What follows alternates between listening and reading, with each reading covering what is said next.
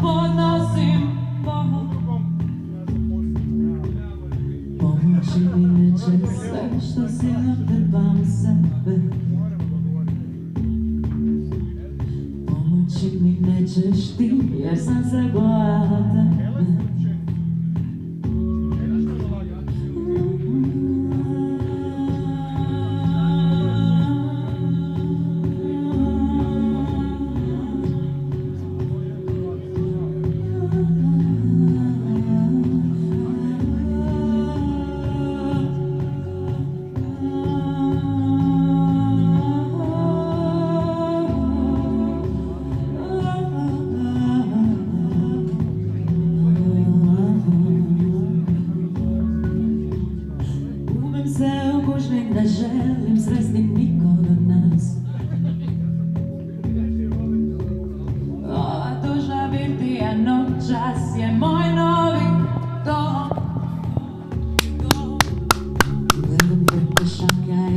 Dobro. Se smiješiš u kutu.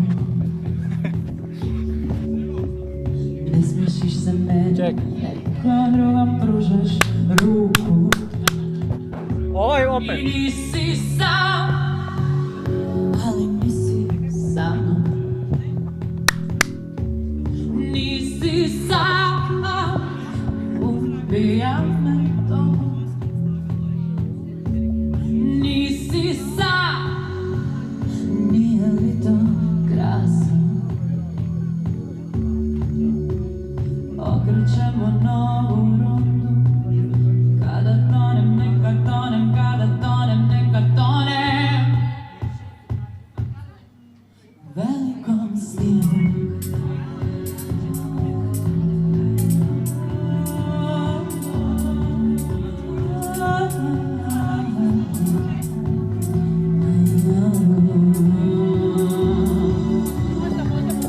Noćas izlazim progone, me suvišne misli. Najbolje s ovim. Dobro, ok, onda taj premjesti tu. Dobro. A ne, ovo neće. Onda bom ja taj uzela, nema veze. I nakon mene ide gradonačelnik. Ona je uvijek u bijeloj masi rekao bi 2 rečenice. Sad sam... A, samo treba predati mikrofon. Ja bom dala sve. No, to je to. I onda budu usipane liste versije. Da, imat ćemo 3 mikrofona i to je to. Dobro. Oni budu svi dodavali, idem ja sad moderati. Može. A kaj vam je ovaj? Ja za još jedan mikrofon.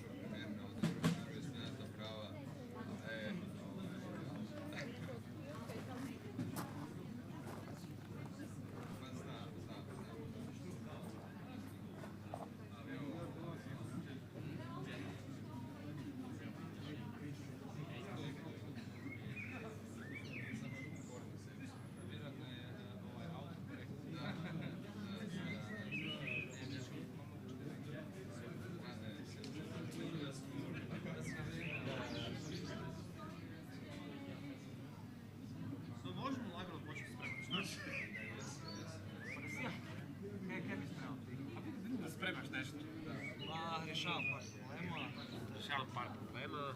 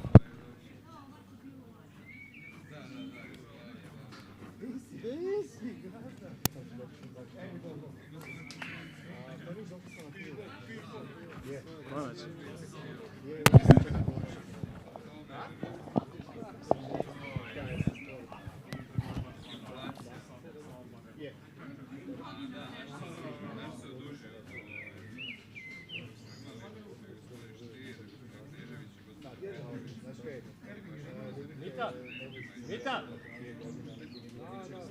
Šlager ili pšenična?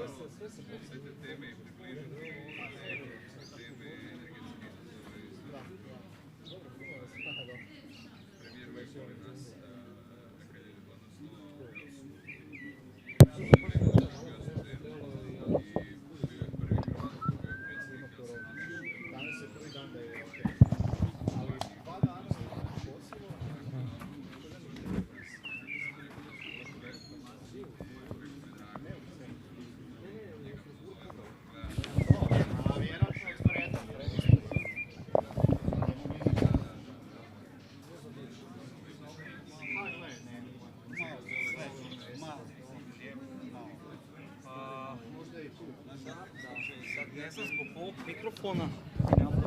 Ne, samo, ajde ovako, probamo stol samo pomalo. Može. Čekaj da ga digam. Tako.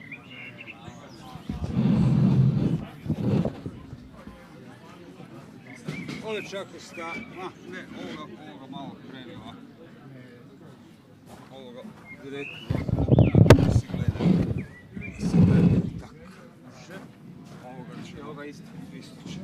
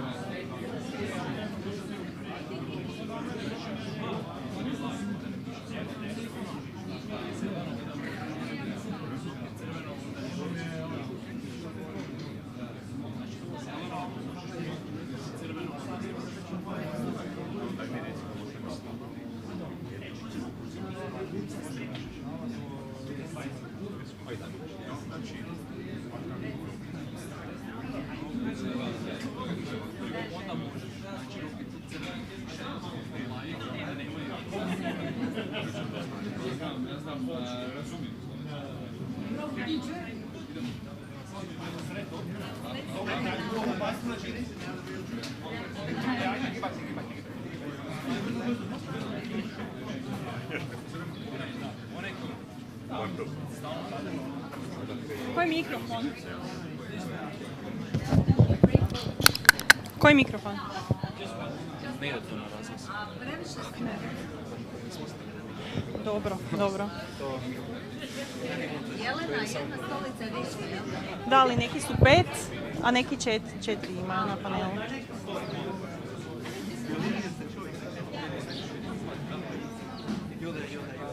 Nema razglasa. Daj mikrofon.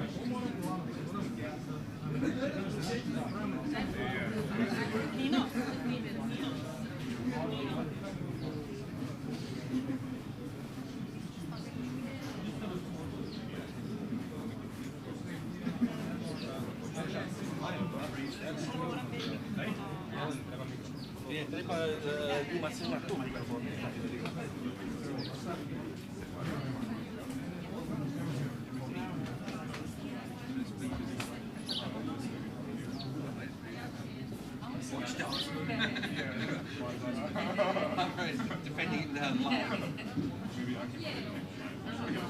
We can see what's going on here.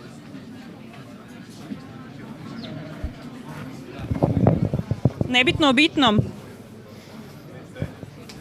Ide? Čekamo mikrofon. Pa je. Onda ćemo mikrofon čekati.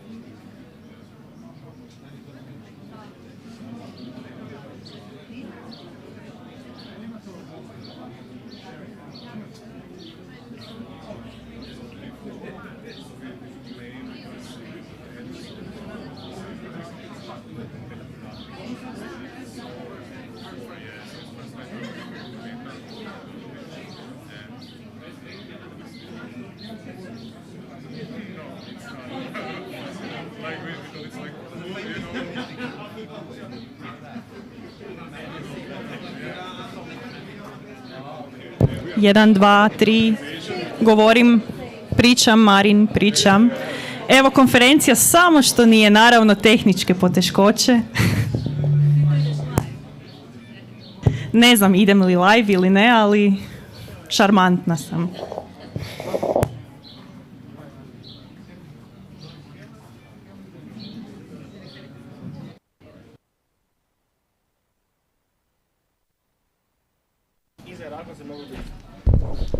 Testin 2.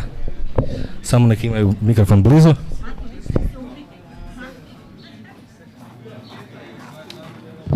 Testin 2.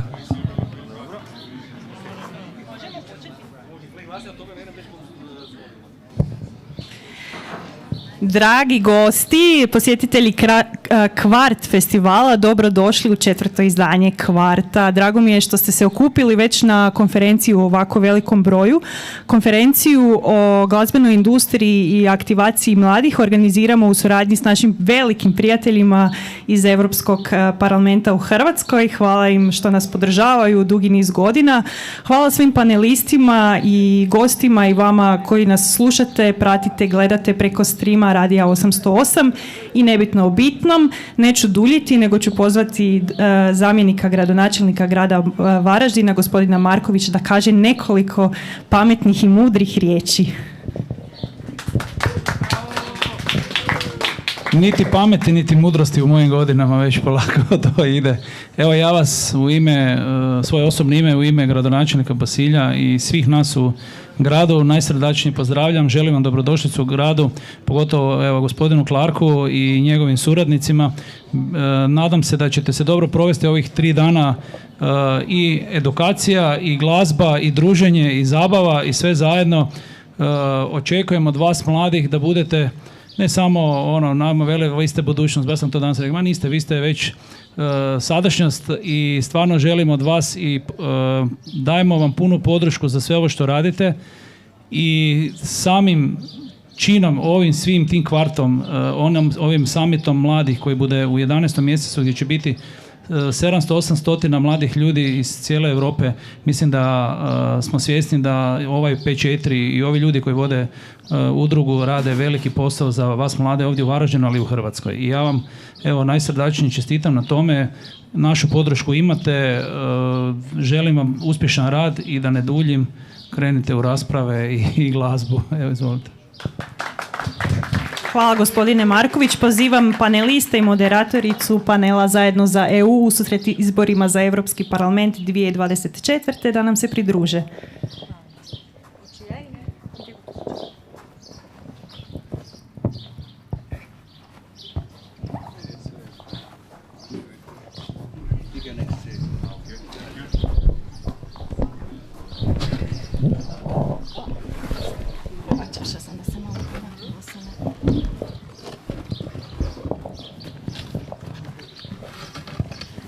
Dobar dan svima. Samo da upozorim da ova diskusija će biti potpuno na engleski. Zbog, ajmo reći, međunarodni profil učesnika. Hello everybody. Welcome to the panel discussion we tentatively called towards European elections 2024. I know it sounds, in Croatia it sounds really like, what? 2 years from now, European elections, and we are already talking about this. Well, guess what? For us working in the European Parliament, 2024 and the European elections are virtually like 2 blinks away. This year we are already thinking very seriously about who should we target, what works and what doesn't work, what should be our strategy. And next year we already will be making important financial decisions, and very soon afterwards probably working concretely on branding the European elections, going out and reaching out to the most important targets. And who are these most important targets? We are always aiming for the youth. Because, as experience shows, these are the European voters who are going to live, let's say, with the European Union and with the people who they send in the European Parliament for the longest time. That is, for them, there is the most at stake on who they are sending to the European Parliament, what kind of policy they are going to bring, and what kind of direction their representatives, their elected representatives, going to give to the European project. But without further ado, allow me to introduce who are the people with whom we are going to discuss this topic today. First, of course, allow me to introduce to you our director, Stephen Clark, who is Director of Directorate B in Directorate General of Communication of the European Parliament, which means that he is in charge of all offices of the European Parliament in the country members. Steve is for second time within 1 month in Croatia. We had an event for ambassador schools in Zagreb a month ago, and we have the good luck to get him back to Varaždin very shortly.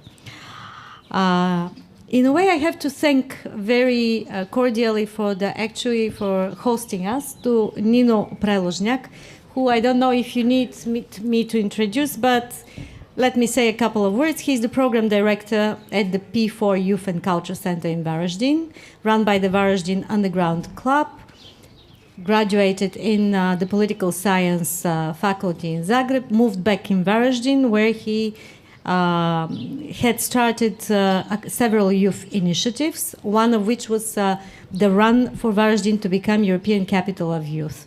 Although it was extremely impressive candidacy, this time you didn't make it, but guess what? The European Parliament actually awarded Nino's team the application for a very major European youth event to be held on November 25th and 26th this year, which is one of the first of a kind, and we are very happy for your victory in this competition. I'm very happy to welcome Ivana Žnidarić-Kajić, who is, as we say, senior ambassador, which means that she's the mentor, the professor who runs our European Parliament School Ambassador project in First Gymnasium here in Varaždin. She has been very active, running more or less our program since the beginning of the year. And allow me to also say welcome to the junior ambassadors or future junior ambassadors from the school who I see here at the first row. And last but not least, Josip Pokorni, who is a law student with a very strong interest in, let's say, activism. He is a student representative in the Student Union of the Faculty of Law in Zagreb, acting deputy president of the Youth Council of Varaždin, and he was elected as vice president of the coordination of youth councils in the Republic of Croatia. Various activities which more or less prove that you want to move things forward for young people. So allow me to start with something of a kind of very peculiar statistic. When I was preparing with my colleagues, we looked up a Eurostat research about participation in activities, let's say, formal or informal voluntary activities or active citizenship of young people from 16 to 29 years old. And guess what? The European average is 12%.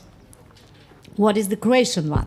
The Croatian one is 6.4%, which does not sound very negative if you compare it with, let's say, Cyprus, where 1% obviously of young people involved in kind of volunteer activities, or Belgium, but it's devastating compared to some northern countries like Sweden or Finland, where 28-35% engage in such activities. So the first question I would say to you two will be, what are the reasons to involve or not to involve in, let's say, active citizenship? Why such difference between the European and Croatian case? What is happening here?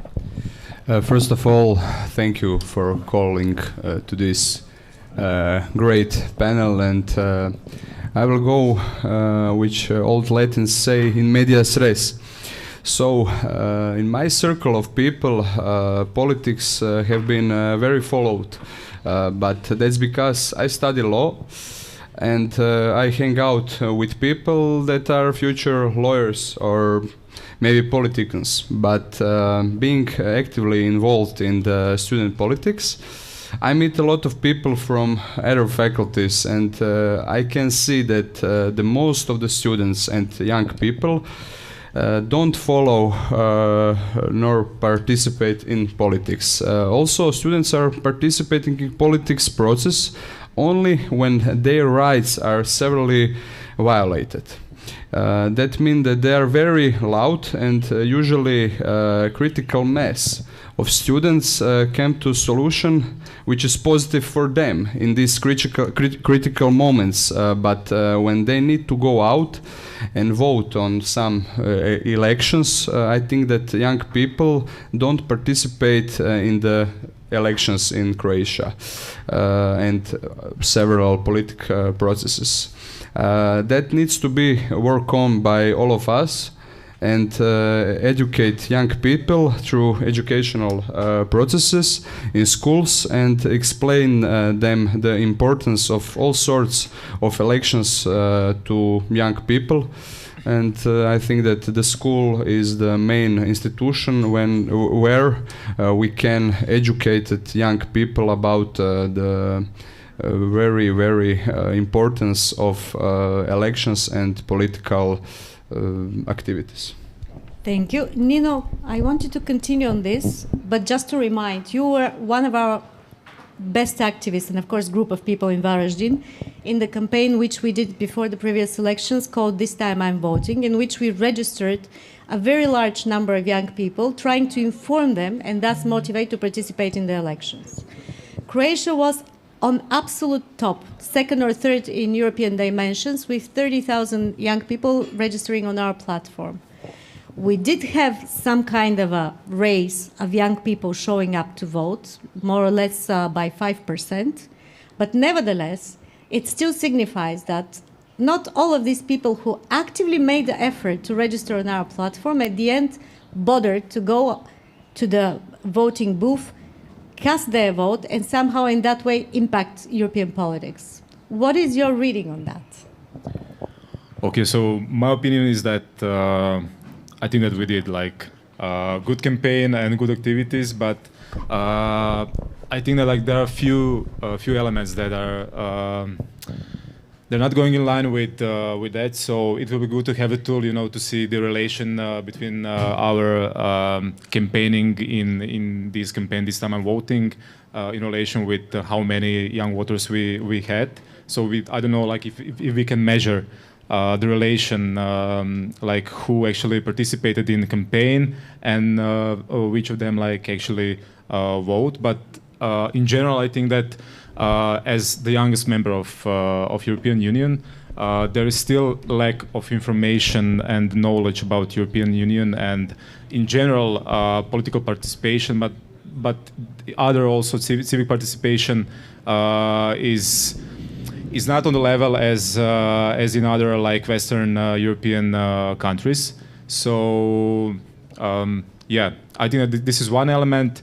Second one is that we don't have formal civic education as a subject in the schools that can educate actually young people what they can expect, what they can do actually in their community, not just in the context of political participation or like this formal one, let's say going there and vote for someone or being elected, but also like what are other forms of being active in your community. So they are not aware of the possibilities as for example, activists and actually citizens in their community. So they're just getting the information, okay, now we have the campaign, we have elections, you'll register for this summer voting or together with you. I say it's like really good campaign, but maybe this third element that is really needed is like concrete call to action, not just campaigning and giving the information, concrete call to action. So now, like, what are the possibilities and what you can get from that if you go to vote or being elected? So maybe more information, more knowledge, also in schools, informal system. So yeah. As a matter of fact, this is what we're doing. You probably know that the European Parliament created kind of parallel civic education filled out this program, European Parliament Ambassador School. It is a program which integrates different modules and is kind of civic education of how to be active European citizen.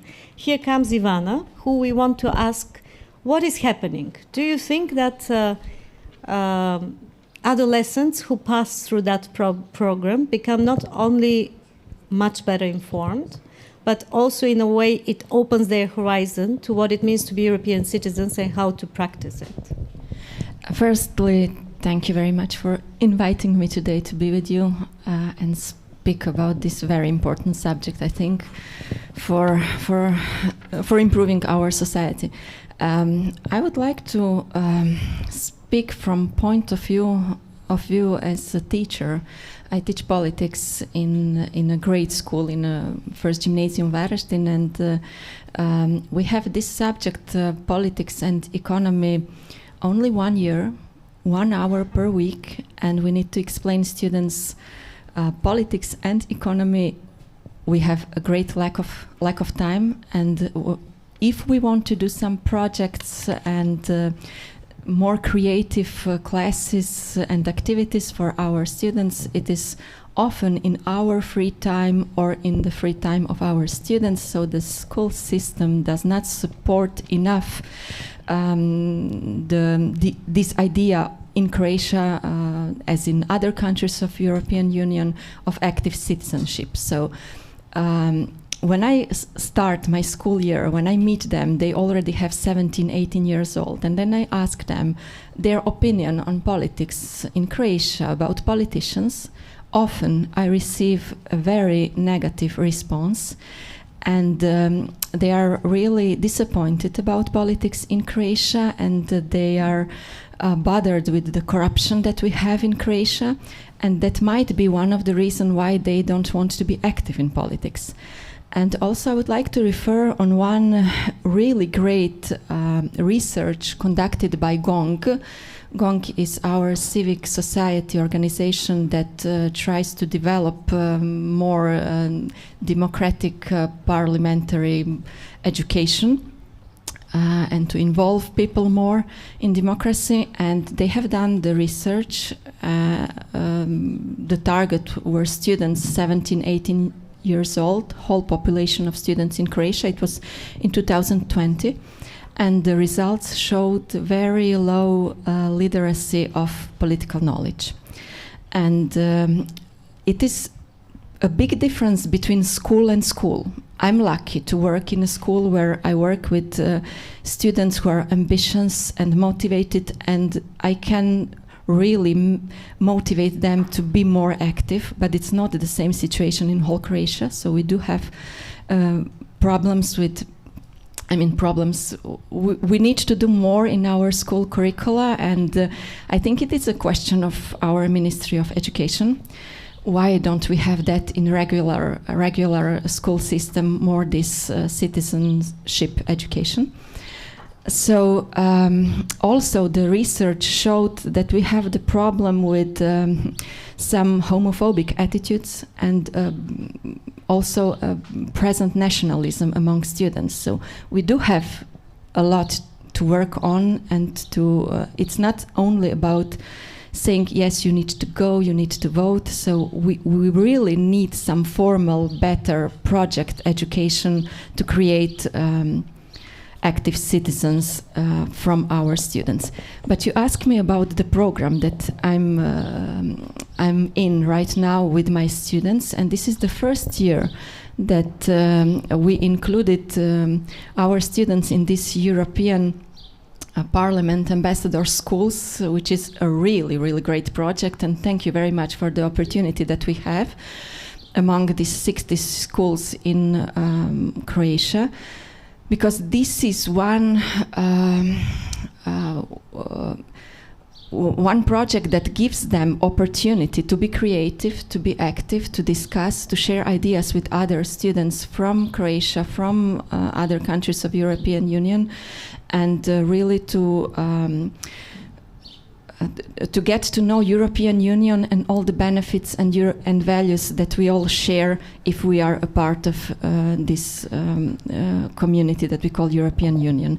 So I think the program is very, very important for students, and it helps me a lot to be able to work with them in order to shape their European values and them as the European citizens. I can speak later if you want more about activities that I have done with my students, or do you want me to speak about now? Let's answer Okay. a couple of more questions Okay. to kind of set the picture. So, Steve is actually uniquely positioned to give us the big picture, the view about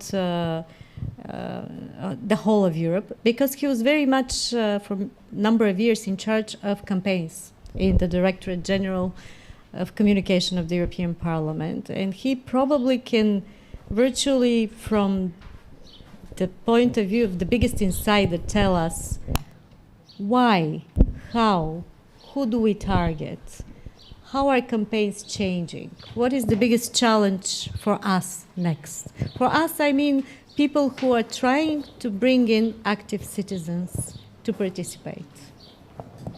Well, how long have you got? Because this could go on. That's a big question, Violetta. And the big picture.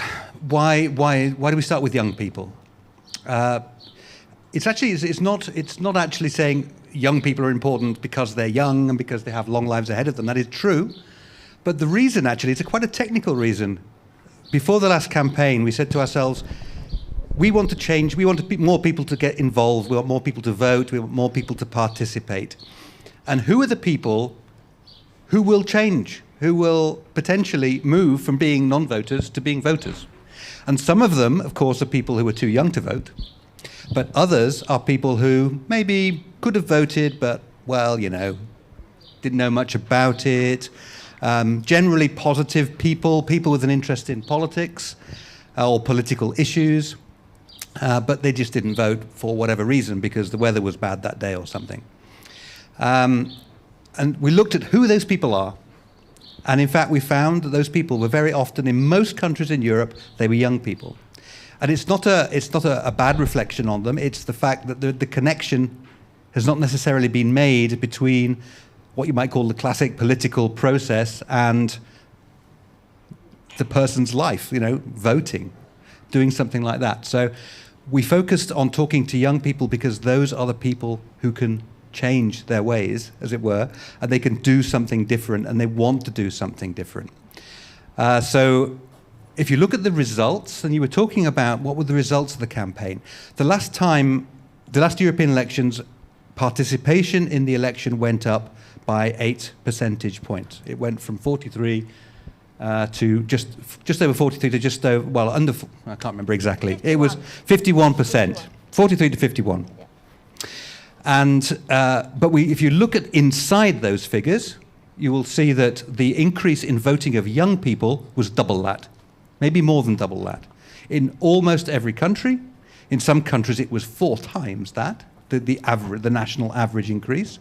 And there was clearly, last time, a serious engagement of young people with the European elections, which was greater than that we saw in other generations.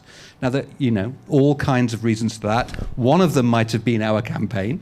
There may have been other reasons, because people were worried, I think. They were worried about the future in 2019. They saw things happening in the world with populists and nationalists and quite difficult things going on, and they wanted to say no to that. And I think that got a lot of people involved. And when we were running this campaign, This Time I'm Voting, a lot of people joined it, they told us, because they were actually worried about the way things were going. And there was a common cause, there was a reason, there was a feeling. And that's what our campaigning needs to be about. And I tend to go on about this. It's important that people have facts and they have the knowledge and they know how the system works and they know what the European Parliament does and what the European Union does. But if you want them to act, if you want people to, get off their backside and go out into the world and do something, you have to make them feel it's worth doing.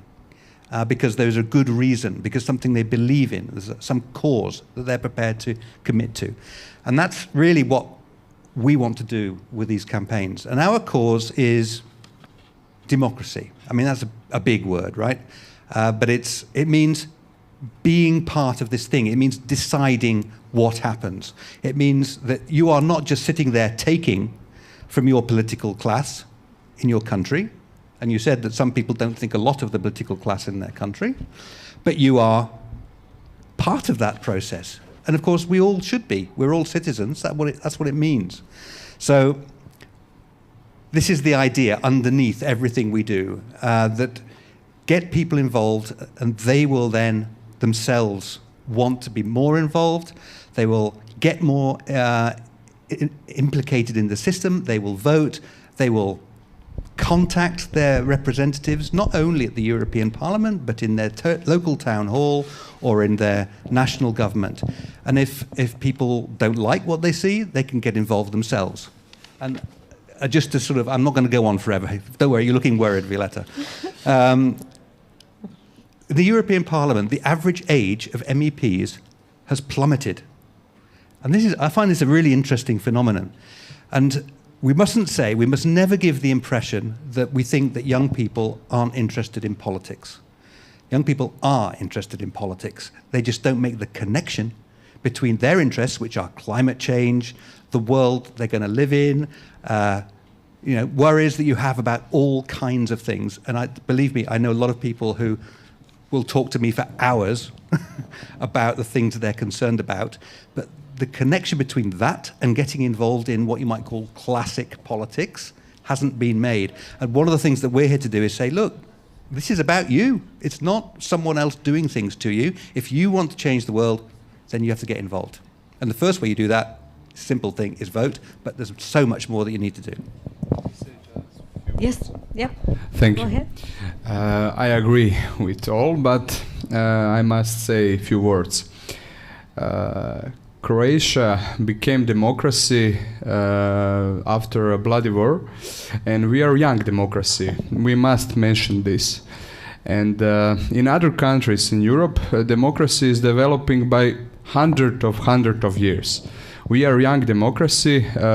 We have problems with corruptions, but problem with corruptions is not just in Croatia. This is problem in, I think, all Europe and all countries, unfortunately. But I must say that I see here many of young, beautiful people, and if we implement in school this, what we are talking about today, I think that we can make some things better. I have actually a question to both of you, to Ivana and to you. In our work, and we truly work very intensively, not only with this project, which we mentioned so many times, European Parliament's Ambassador School Project, but we try to reach out and work with, of course, students in university, in different faculties. And sometimes I have this palpable feeling that something is happening between high school and college, like some kind of a black hole or something, and a very big group of young people is being lost on the way, meaning that they lose their involvement, their desire to participate and to somehow be hands-on in participating in democracy. Do you have any kind of, have you tried to understand what's happening? Why is, in a way, society losing them in between what's happening in high school, where they're full with ideals and earning for information and knowledge, and afterwards so many of them becoming passive in college? Yeah, I think it's a good question for Josip because he has the experience being a student and then after being in the faculty, so I think you have the answer for that. Thank you. I said I'm in circle of people where we follow the politics, because I say I study law, and maybe I'm not in the circles where this problem is where we can see this problem. But I said maybe it's problem in student. Maybe students have some other interesting, not politics. I don't know. I think the main problem is in the schools. because because we are not educating young people, and we must have one political culture for voting, going on elections, and participating in political processes. Nino, help us. How do you Okay. engage young people here at local level, and how do you kind of keep the European perspective? Yeah, okay, in- so maybe I can also refer to that question and like to answer it. So maybe the thing is also the disconnection between formal part and non-formal part. For example, schools, university. I'm not sure if you're also talking about NEET young people. So those who are not even in education or chasing the career or something like that. So it's like really hard to reach them. And but the real thing is, and the problem is that this connection. So after you finish the study, after you finish the high school, you're not motivated anymore, maybe because like the behavior that you didn't get for going for voting, for being active in your local community, is something that is also learned from primary school, not just from high school, but from primary school. So yes, school is one challenge, and the subject like civic education is one thing that we need to tackle and have it not as a project, but actually to have it implemented systematically in school as the subject. But yeah, like what I want to say is like the connection with formal, non-formal part, where NGOs, so youth organizations, as well as youth policies at the local and the national level can help. Is that, for example, the programs that you can implement in your local community can motivate young people to be more active as a citizen. So what we actually did during This Time I'm Voting campaign, so we also had a cooperation with the schools. We also tried non-formal methods and non-formal ways of reaching the young people for European topics and talking about the elections. So we use also the format of pub quiz to reach like more than 300 of young people, and it was successful.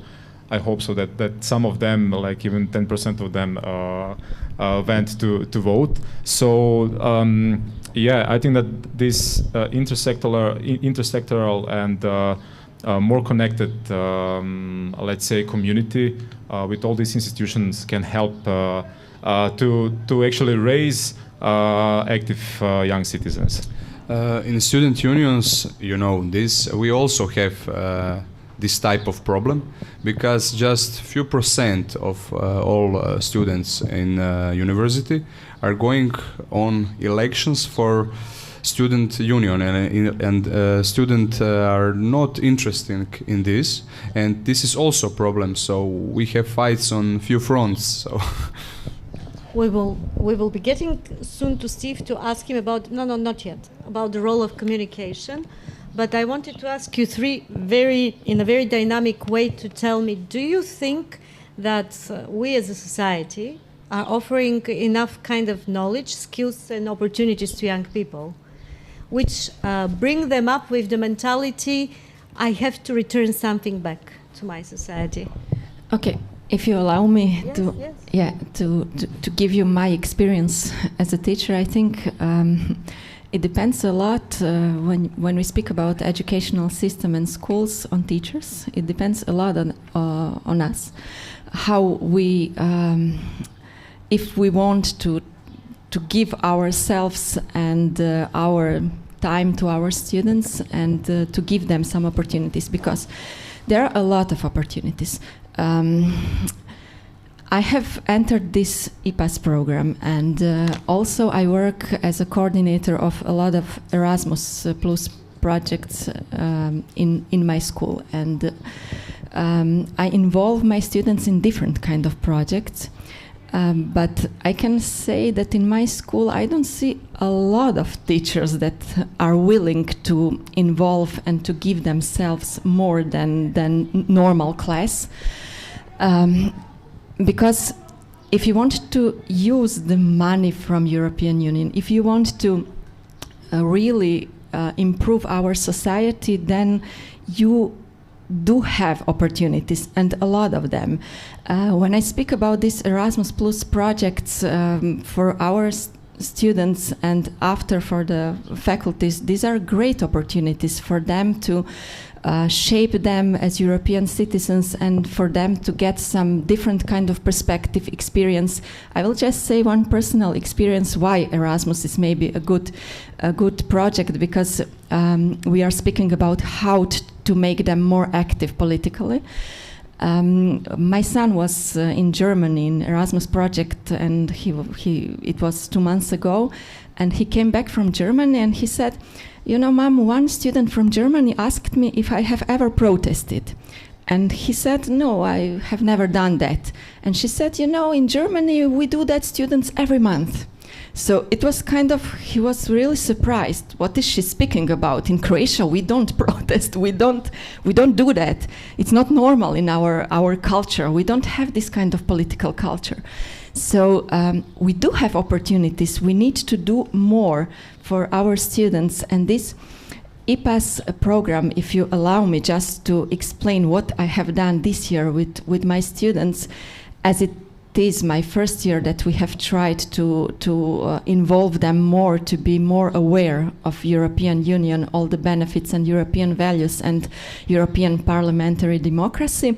We started this program with teaching them about European Union and European institutions and European values and all the important facts they need to know. But then we started with the platform Together for the EU, so they need to get to know the platform, why it's important, who are we as Europeans, and most important, we started the activities, and we have done a lot for them, because we, when I say we, my other colleague teacher and I, we discussed together what can we do for them and with them. And students organized different kind of humanitarian actions for the students with special needs, for the Ukrainian refugees, immigrants coming to Croatia. Then we involved them in a different kind of projects, like when they can really experience what does it mean to be a representative in the European Parliament, what does it mean to be representative in the Croatian Parliament. So I involved them even before pandemic in Euroscola program, which I think is perfect program if you want to show them that being a politician can be really honorable work and that you can do something for you and for people around you. So this Euroscola program, we were twice in Strasbourg, once we were in Brussels, opened their mind, and they could discuss with other students, and they could feel that their opinion matters. And the same thing I'm doing every year with my students in the Croatian Parliament, where they play a role as the student Croatian representatives. And this year they have spoken about anti-discrimination law, and they wrote such a great amendments where they wanted to improve the existing law. And they could feel that what is politics, what can they do if they want to change something. It's about them, it's about us. So it's not somebody who is deciding. So you can also decide, you can make a difference. And we had different. We also wanted to speak a lot about human rights. So we had a discussion on human rights today and about constitutional rights during the pandemic with the constitutional law professor from Rijeka, and we were a part of the Festival of Tolerance. They spoke with a Syrian refugee of their age, and they could maybe from the experience get to know more. What does it mean to be refugee? What rights do they have? How can we help them? Why they are in such a position? And I could give you examples of a lot of activities that we have done this year.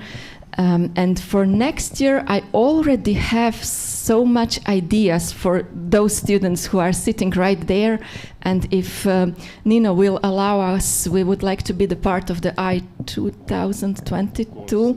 So this is the idea of them of students how to educate them and how to use the opportunities. They are your opportunities, really nice opportunities. I have to say we are so happy that in a way we are matchmaking between two beloved partners, the EPA School in Varaždin and of course the KVART Festival, which gives us this kind of unique opportunity to have this meaningful conversation in an open air, informal kind of setting in which people are coming, going, talking among themselves, but probably this is the authentic way in which our communications should happen. I want to include with 2 words, as a matter of fact, surprisingly, your future junior ambassadors by asking them to tell us with 1 or 2 words, this first row here, where do you get your most important news, or kind of the things which, what do you follow? Which kind of a platform, media? 1 or 2 words. What do you follow most? Jelena. Tu je kamera, pa da. Yeah. The young lady. Young lady? Just 1 or 2 words. Social media, internet, newspaper sometimes. Which social media? Where can we find you? Instagram, TikTok, Facebook, things like that. Are you on Facebook? Yeah. That's not for me, for the generation of us. Yeah, I know. You? Can you tell us as well?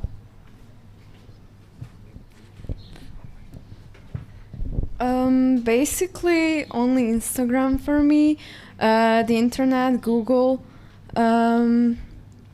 or maybe what's on TV.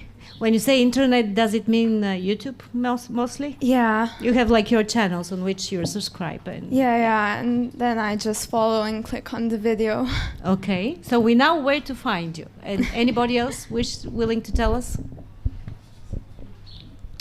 So, Steve, communication is forever changing. And as I know very well, we're always trying to keep abreast with it, but how are we going to continue changing our communication in order to be there where our future young targets are, but also to really communicate to them in a manner which is meaningful to them? Yeah, it's a very good question. So in the past, I guess we were a bit like everybody else, and what we thought was, we needed to communicate with people about something, so let's find an agency, a communication agency, and let's give them some money, and they can give us a concept, and we can, produce some videos, and we can sort of put them out there, and that was kind of what we did. That's a while ago now. And I was even the person who went and presented this to the world. I said, look what we were doing, look at this great video we produced, and look at this and that, and so on. And then we realized that this wasn't actually the way to go, that guys like me, old guys in suits and ties and stuff, no tie today, but whatever, we are part of the problem almost. And a lot of people don't trust the classical media anymore. No one mentioned sort of the classical media really. You don't your TV, well, sort of as a sideline. But who do people listen to? They listen to other people like them. People they believe they can trust. And it's not so much about the European Parliament from on high coming down and telling you what you should be doing and what you should be thinking, but it's your friends and people you know. So we thought our job is not to be the ones producing lots of films and videos and content, but our job is to empower other people. So the campaign that we did last time round, and this time I'm voting was the heart of that, was all about how other people could get out there and support this idea of voting in elections. So the platform through which people could connect and organize in order to do their own things was part of that concept. And when I did those presentations about the last election campaign, I find myself not saying, look at what we did, but look at what they did. It was incredible. And once I realized this, I hadn't thought about it. I was in some big hall doing a thing, and I realized I got to the end of it, and I said, only one thing I showed we produced. Everything else was by someone else. So that's the campaigning that we believe in. And I think what you were saying about EPAS, the European Parliament Ambassador School Program, is a perfect example. You are doing the work. Your students are doing the work because we have sort of helped you out a bit with the program. We have a program in place. You said you liked the program. But what it's done is allowed you to mobilize and you to think about this and you to get on the ground and perhaps start, as it were, converting other people. You know, I guess you go home, you talk to your parents, you talk to your friends. You probably don't want to bore them eternally about the European elections, but you might just slip it into a conversation. So this is the way we believe campaigning works. And of course, then we have to find ways of talking to people, and it's the same issue. You know, the big top-down media methods of communicating from the past don't work anymore, and often they're actually somehow corrupted in people's minds by misinformation or things that have gone wrong in the past, and they're not quite sure whether they can trust them anymore. So, you know, how do we get through to people? And then, of course, where do you get your news from? You get it from social media, you get it from Instagram, you go out to get it from a YouTuber that you happen to like and whose opinions you respect. So we need to use those channels and use partners who use those channels to communicate. So we're working very hard, for example, on finding people who want to work with us to sort of spread the message about political participation, who don't belong to us, we don't pay them, but they are say, look, I believe in this too, let's work together, and you know, I'll put a YouTube saying what I think about this, and we'll say fine, you know, and we'll develop a long-term relationship. So what we're really looking at now, and this is why we're 2 years ahead of the next election, and we're already talking about it, we have to build up the networks, the partnerships, the friendships, because very often they end up as friendships, ahead of that. So that when the time comes for us to say to people, look, now it's time, right? Think about it, get involved, do something. We've got, everyone's there, everyone's ready. And you know, at that point, what I would really like to happen is for us to say, well, you know, we can take a few months off now because everyone is out there doing it already. I mean, okay, that's not going to be like that. But that's the theory behind the way we communicate now. Obviously, then we still have the job, make sure everyone knows the date of the election. So we work a lot with media. You know, we still do that. You know, we go on TV, and Violetta goes on Croatian TV very often, and you know, just to make sure that the information is there.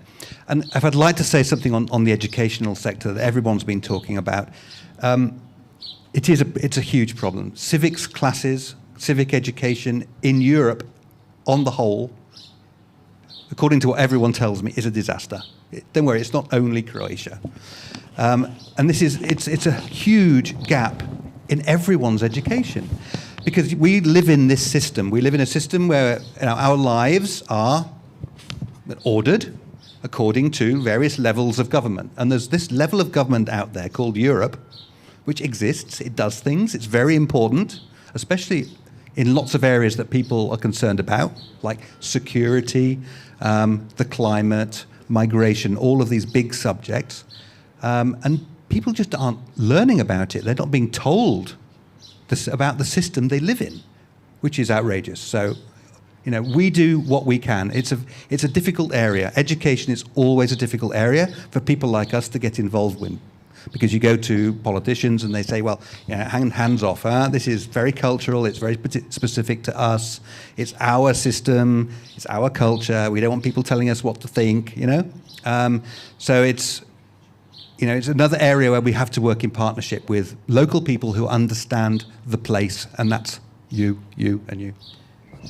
As a matter of fact, I don't know if you realize, but you are kind of already our network.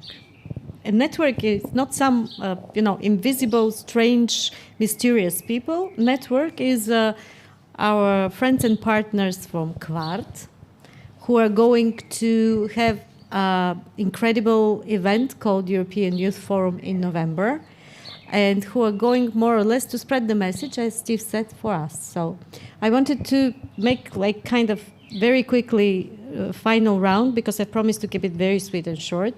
and to ask Nino, for example, tell us, besides I, or maybe tell us about I and about any other interesting local initiatives you are doing here, which are going to spread the message.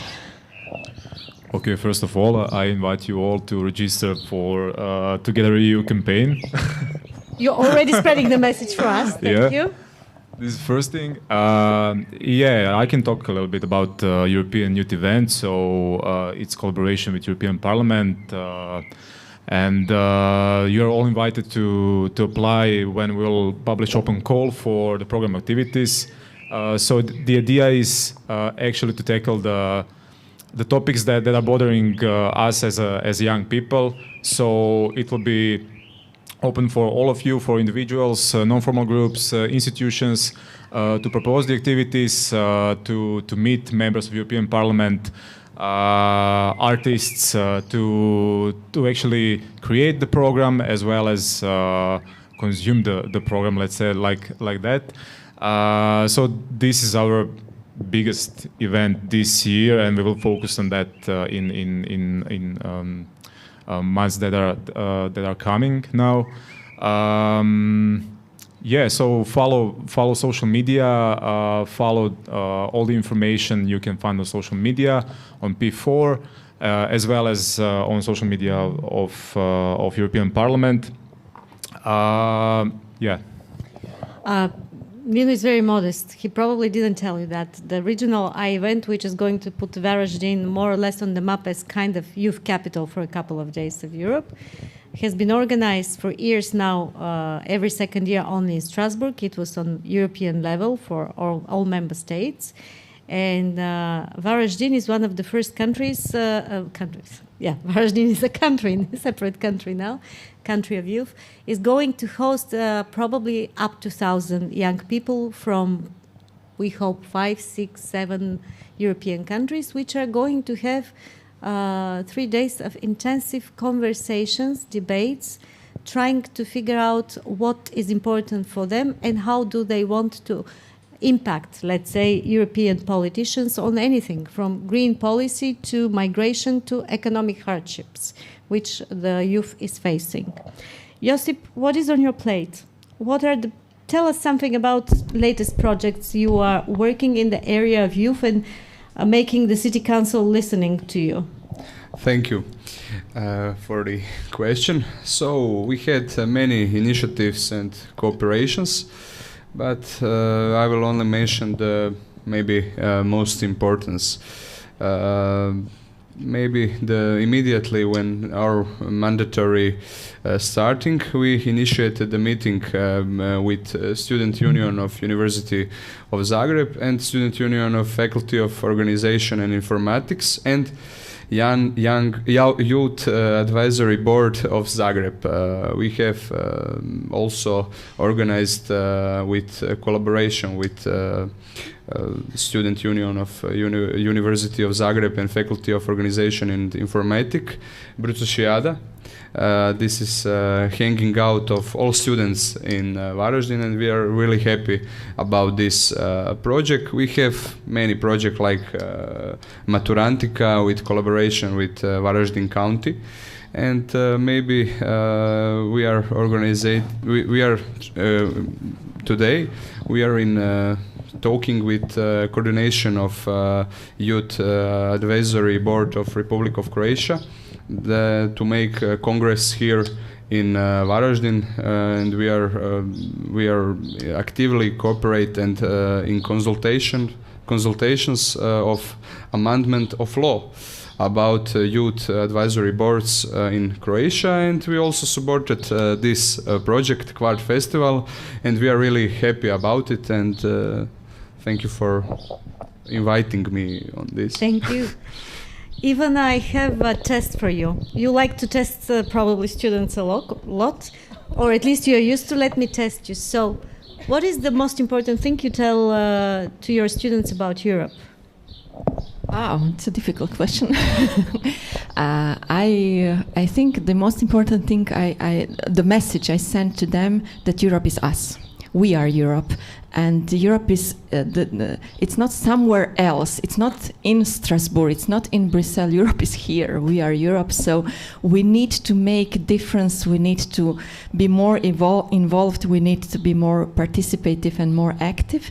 And if you allow me, just at the end, I forgot to mention, because I don't want to be very negative or critical towards students and education in Croatia. I want to end with positive words, because I have such a great example what students have done this year in my school, because they launched one petition, and they wanted to put some benches at the bus station, and we all signed the petition, and they went to the mayor with the petition. So it is a great example of what we are doing with students and what they can do, and we are working a lot with them, so that we tried to raise them to be more active in our society. Actually, this is civic activism at its best. This is really like the demonstration of civic activism. Yeah. But very shortly. Yeah. I want to just say that currently is in making a program for young people of Varaždin. So if you have some problems and other else, we are open for. Contact him, because he will lobby on your behalf in the city council. Yeah, so it's local action plan actually. So, and now the advisory board of City of Varaždin, also you have now also focus groups, right? And you need young people to participate in focus groups, right? Okay, so you can give the contact to Pokorni and participate in focus groups, because in order to create the long-term local action plan, to have quality policies, we need your actual information and what are your actual needs. So it will be valuable So we need young people, and you must participate, because I think that is very important for our city and our county. So you guys, if you need that they invest and improve your, I don't know, playing field in the school, or to install something, you get to Josip to be in a way your lobbyist, your representative, and pressure the city in order to get what you need. Steve, I know our tasks for next election. It is very clear to communicate to everybody, and hopefully to engage some. Are we going to put even more ambitious tasks to ourselves? Okay, well, yes. No, yes. The election campaign and all of that, inform everybody, convince some, that's what we say internally, because part of it is this mobilization, getting people on board. Part of it is just telling people these elections exist and they're important. But we've got a long way to go before the elections, Violetta, and there's quite a few things that we need to do in the meantime as well. And what I really love myself is these events, these things we organize which put people in touch with others that they wouldn't be in touch with otherwise. For example, a month ago, the big ambassador school event we did in Zagreb, which brought students and teachers together from 4 countries. They hadn't met before. Many of them hadn't traveled before. And they did this for a couple of days, and it was a whole world-opening experience. We brought into that environment some of our sort of top activists and volunteers from around Europe, who are really interesting people, who are inspirational towards the audience, I think, and to the teachers. We brought in MEPs, real-life politicians who, got down and sat down with these people and talked to them, and that was another thing. There were some influencers there, so it was a really sort of interesting combination. Now we have other things like that happening. One of them is yours. This thing that's going to be here. There's one here. There's going to be one in Spain as well. The ambassador schools. We have another such event in Tallinn, in Estonia. We're doing a Nordic one, so we're getting all the northern ambassadors, senior and junior, together then. So there's all these things sort of happen periodically, and they open up opportunities. And one thing I see as I travel around is I meet, say, someone who has become a volunteer, and we work with them a lot, and they say, you know what, the first contact I had was some event, some Euroscholar. You mentioned Euroscholar. Someone's been to Strasbourg, 5 years earlier, and they discovered something clicked. Someone was trying to click on me there. And that's really, that sort of makes me happy. So I hope that, while we're preparing the election campaign and all the rest of it, we're also going to be continuing all of these activities, which are all part of the same thing. It's all about creating this movement, if I can use that word. It's a big word, right? But it's a movement, and I think we need that at a time when Europe is a worried place, right? We all know what's happened in Ukraine. We were already worried enough about things like climate change. And now we have to worry about inflation and cost of living, so many things, mental health. I mean, other issues that have been there for a while. I mean, gender relations, LGBTQ, all of these things that people care about. All of these things are not going away. They're all there. We need to be talking about them now as well as at the election time. So that's what it's all about, as far as I'm concerned, Violetta.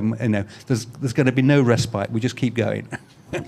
In Croatia, we will continue addressing, of course, with participation of members of European Parliament, specific issues such as the upcoming accession to the Eurozone and introduction of the euro very soon. We will probably continue to discuss major issues for young people in Croatia as employment opportunity, social security, difficulty emancipating and moving out from parents' house and gaining independent housing. These are all issues which are also extremely sensitive and important for the Croatian youth, and we will continue working on them very concentrated to try to bring those Croatian politicians who represent you in the European Parliament to work with you on those policies.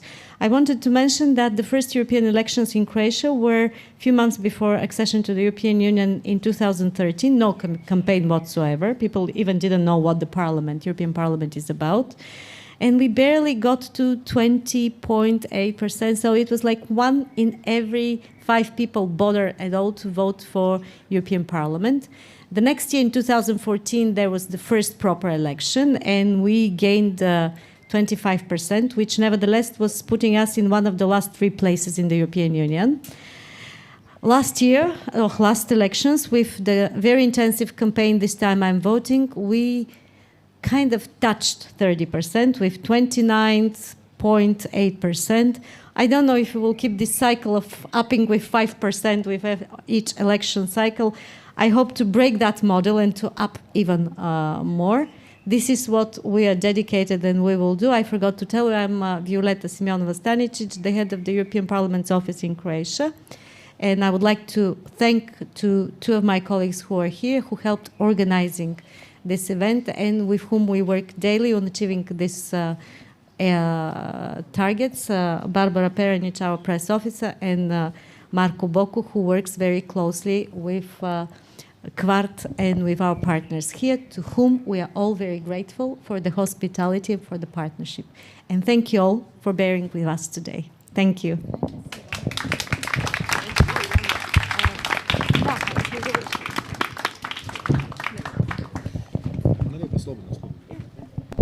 I would just like to say that this campaign, This Time I'm Voting, we were very successful and our school won the main prize in Croatia. So.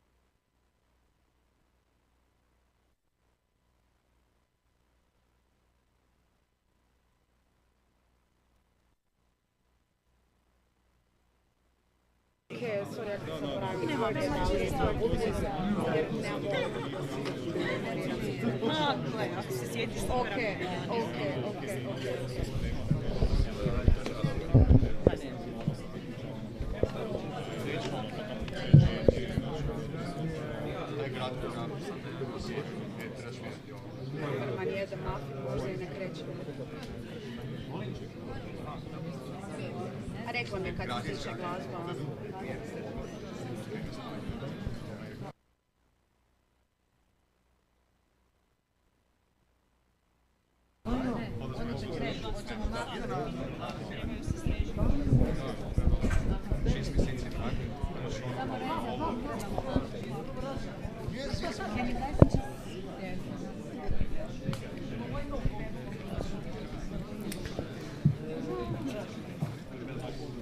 Dobra večer svima.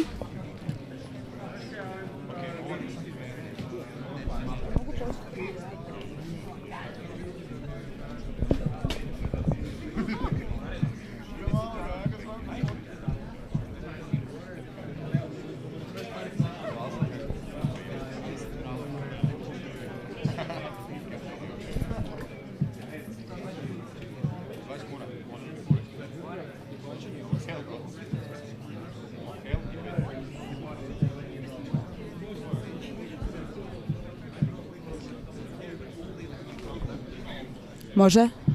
1, 2, test, 1, 2, 1, 2, test, 1, 2, 1, 2, test, test, test, test, test, test, test, test,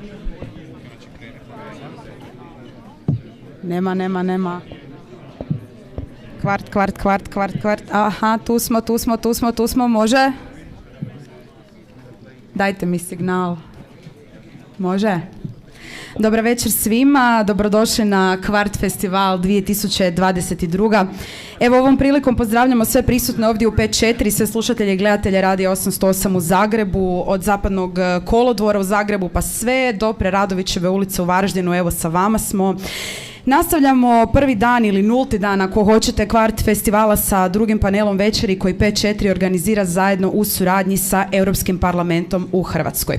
Tema i naziv panela je prava i mogućnosti na streaming platformama u Republici Hrvatskoj, a sa nama su u razgovoru Sara Renar, zagrebačka kantautorica i izvedbena umjetnica, Fran Vasilić, pjevač i glazbenik sa otoka Krka, te Mladen Milić iz Zaprav udruge za zaštitu, prikupljanje i raspodjelu naknada fonogramskih prava.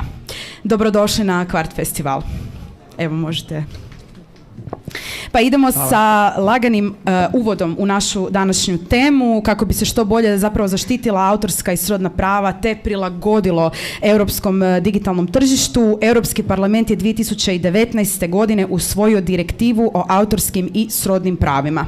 U sklopu ovog panela imamo dakle 2 glazbenih umjetnika i 1 predstavnika udruge koja se bavi prije svega interesima diskografa i proizvođača fonograma, a kako njihova mišljenja oko ove teme stoje saznaćemo u narednih pola sat vremena.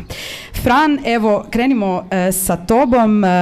Tvoj dolazak na scenu dosta je specifičan. 2021. je bila nekako tvoja godina, jer si u toku iste, plasirajući svoj rad primarno na TikTok platformi, postigao broj od 4 milijuna pratitelja i tim putem na društvenim mrežama postao tako iznimno popularan, dok si zanimljivo u nekim drugim dijelovima Hrvatske svijeta scene ostao kompletno nepoznat ime. I u kojem trenutku si ti, kada si vidio da se pregledi i pratitelji nekako rapidno broje, uopće počeo razmišljati o vlastitim pravima kao izvođača? Pa ja bih rekao da je to došlo u biti dosta nakon nego što sam ja počeo izbacivati muziku, jer nekako kad kreneš pisati pjesme i stavljati ih van, ne razmišljaš o tome kao nečemu što može biti profitabilno, nego samo radiš to iz animacije, iz hobija. I onda u jednom trenutku, mislim da je to bilo tipa prije 1.5 godina, početkom 2021.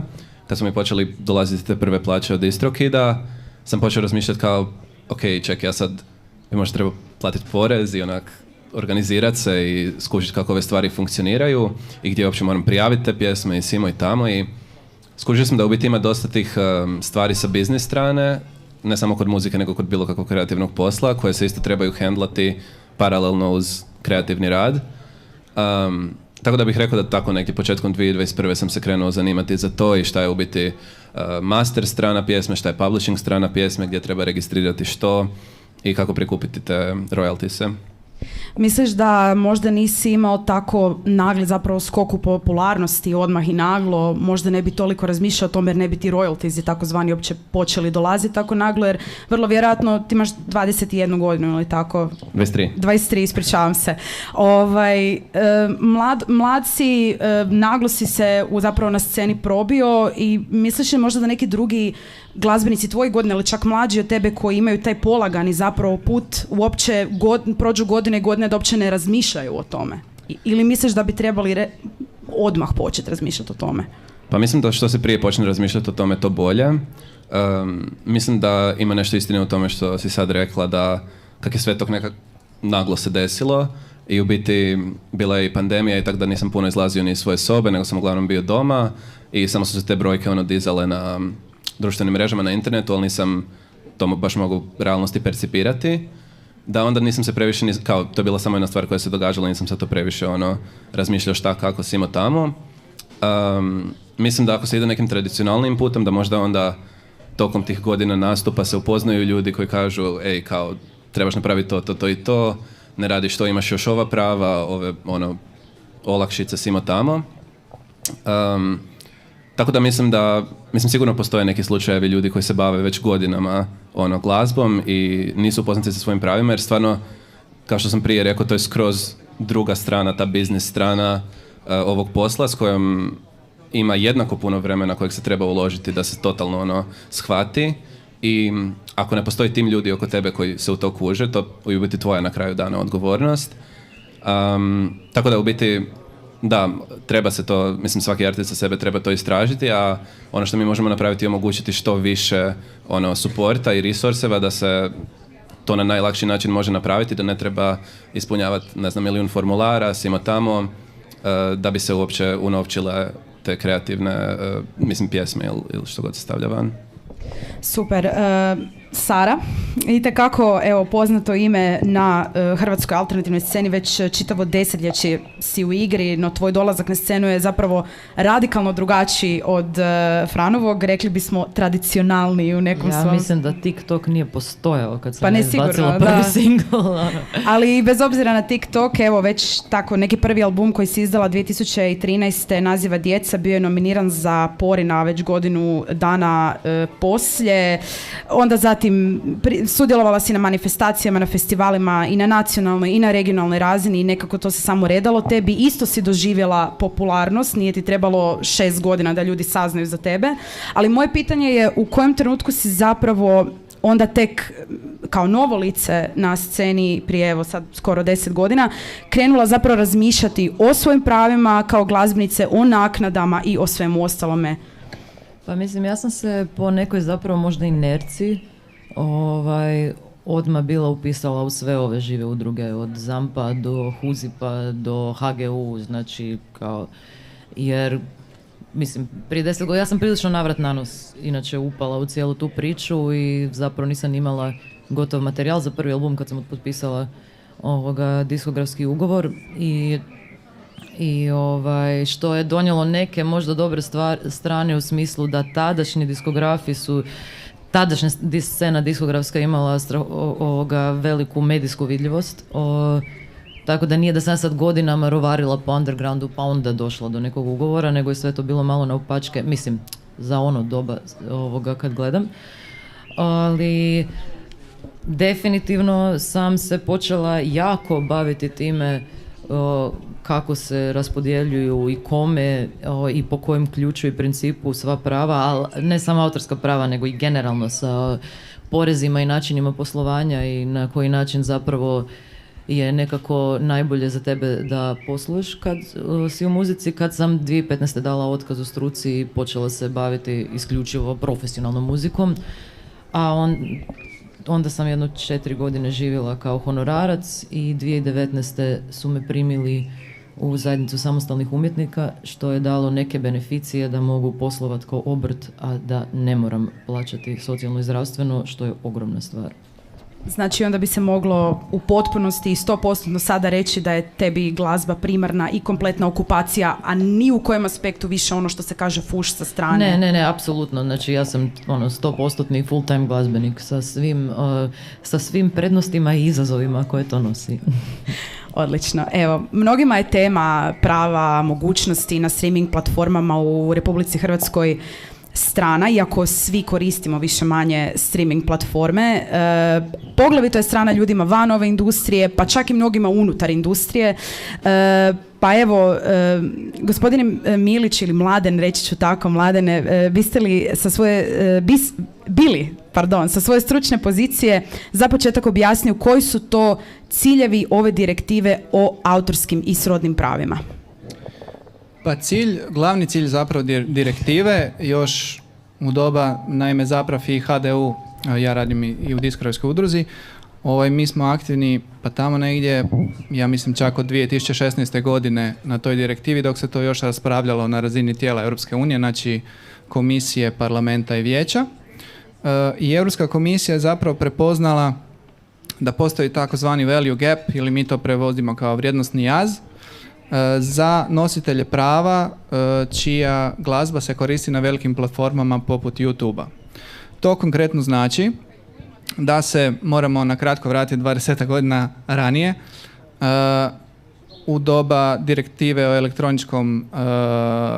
elektroničkom poslovanju, koja je zapravo sa svrhom promicanja interneta, poslovanja na internetu, velikih platformi i svega vezanog uz to, na neki način dala jako labavu regulativu u takvim platformama kako bi se one što brže i što jače razvile i kako bi se taj cijeli sektor na razini Europske unije podigao. To se jako dobro razvilo, kao što znamo na primjeru YouTube-a, koji je danas apsolutni gigant u svim razmjerima. Međutim, što se tom direktivom napravilo je da se njima dala takozvana sigurna luka ili safe harbor za regulativu, u smislu da oni nisu odgovorni za slučajeve kada recimo obični građani stave nekav sadržaj na njihovu platformu, oni ne bi bili odgovorni za to, makar od toga ubiru profit putem marketinga, raznih oglasa i slično.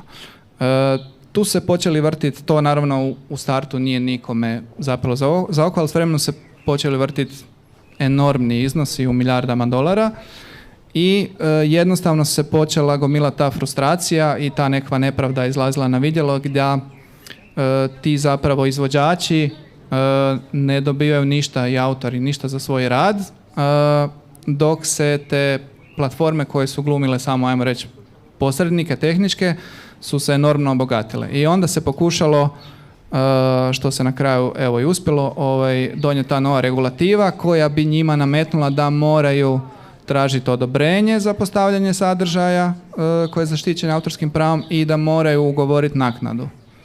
Naravno, na svakom je, to su privatni ugovori, na svakom je da li želi nešto dati besplatno ili ne, u pravilu ne, ali postoji zapisano da se ne mogu više izvlačiti na izgovor mi smo samo tehnička platforma, mi s tim nemamo veze, nego ako hoćeš da moja glazba bude na YouTube-u, moraš sa mnom sjesti za stol, potpisati licencni ugovor. I znači ta direktiva je bila na razini EU donešena, a recimo čisto za usporedbu kako je preko bare u SAD-u po tom pitanju, imaš li saznanja možda, jer to recimo je regulativa koja se ne odnosi na njih, oni imaju neka vlastita pravila, ali oni su i dalje ogromni, mislim tamo je glazbena industrija jedna od najjačih općenito, pa evo čisto za usporedbu kako je tamo stanje. Da, a ova konkretna direktiva kao i sve direktive se znači odnosi samo na teritorije država članica Europske unije, znači donedavno 28, sad 27 zemalja.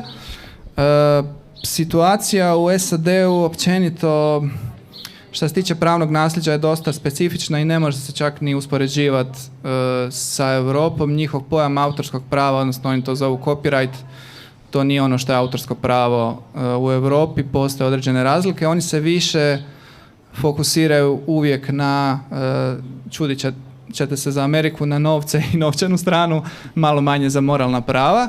Tako da copyright u biti kod njih više pokriva tu novčanu stranu, manje moralna prava, ali cijeli dio oko autorskog prava je dosta različit.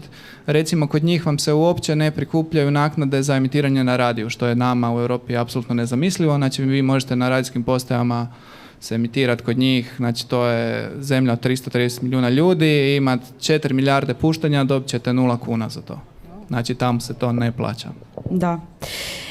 Evo, rekli smo, znači, jedan od ciljeva ove direktive osigurati zaštitu umjetnika i izvođača i umjetnica i izvođačica.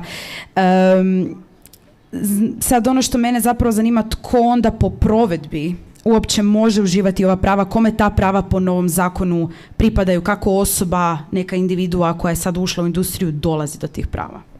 Da, u pogledu samih prava nije se puno promijenilo, znači možemo reći da postoje nekakve tri glavne, kad govorimo o glazbi, 3 glavna nekakva polja, ajmo tako reći. Znači, autori imaju autorsko pravo, to su znači autori teksta, glazbe, aranžeri. Izvođači, to mogu biti znači instrumentalisti, vokalisti, kombinacija, imaju svoja prava, izvođačka, i proizvođači fonograma, što je zapravo samo drugi naziv za diskografe, imaju svoja prava na toj fiksiranoj glazbi, znači na snimkama koje negdje postoje.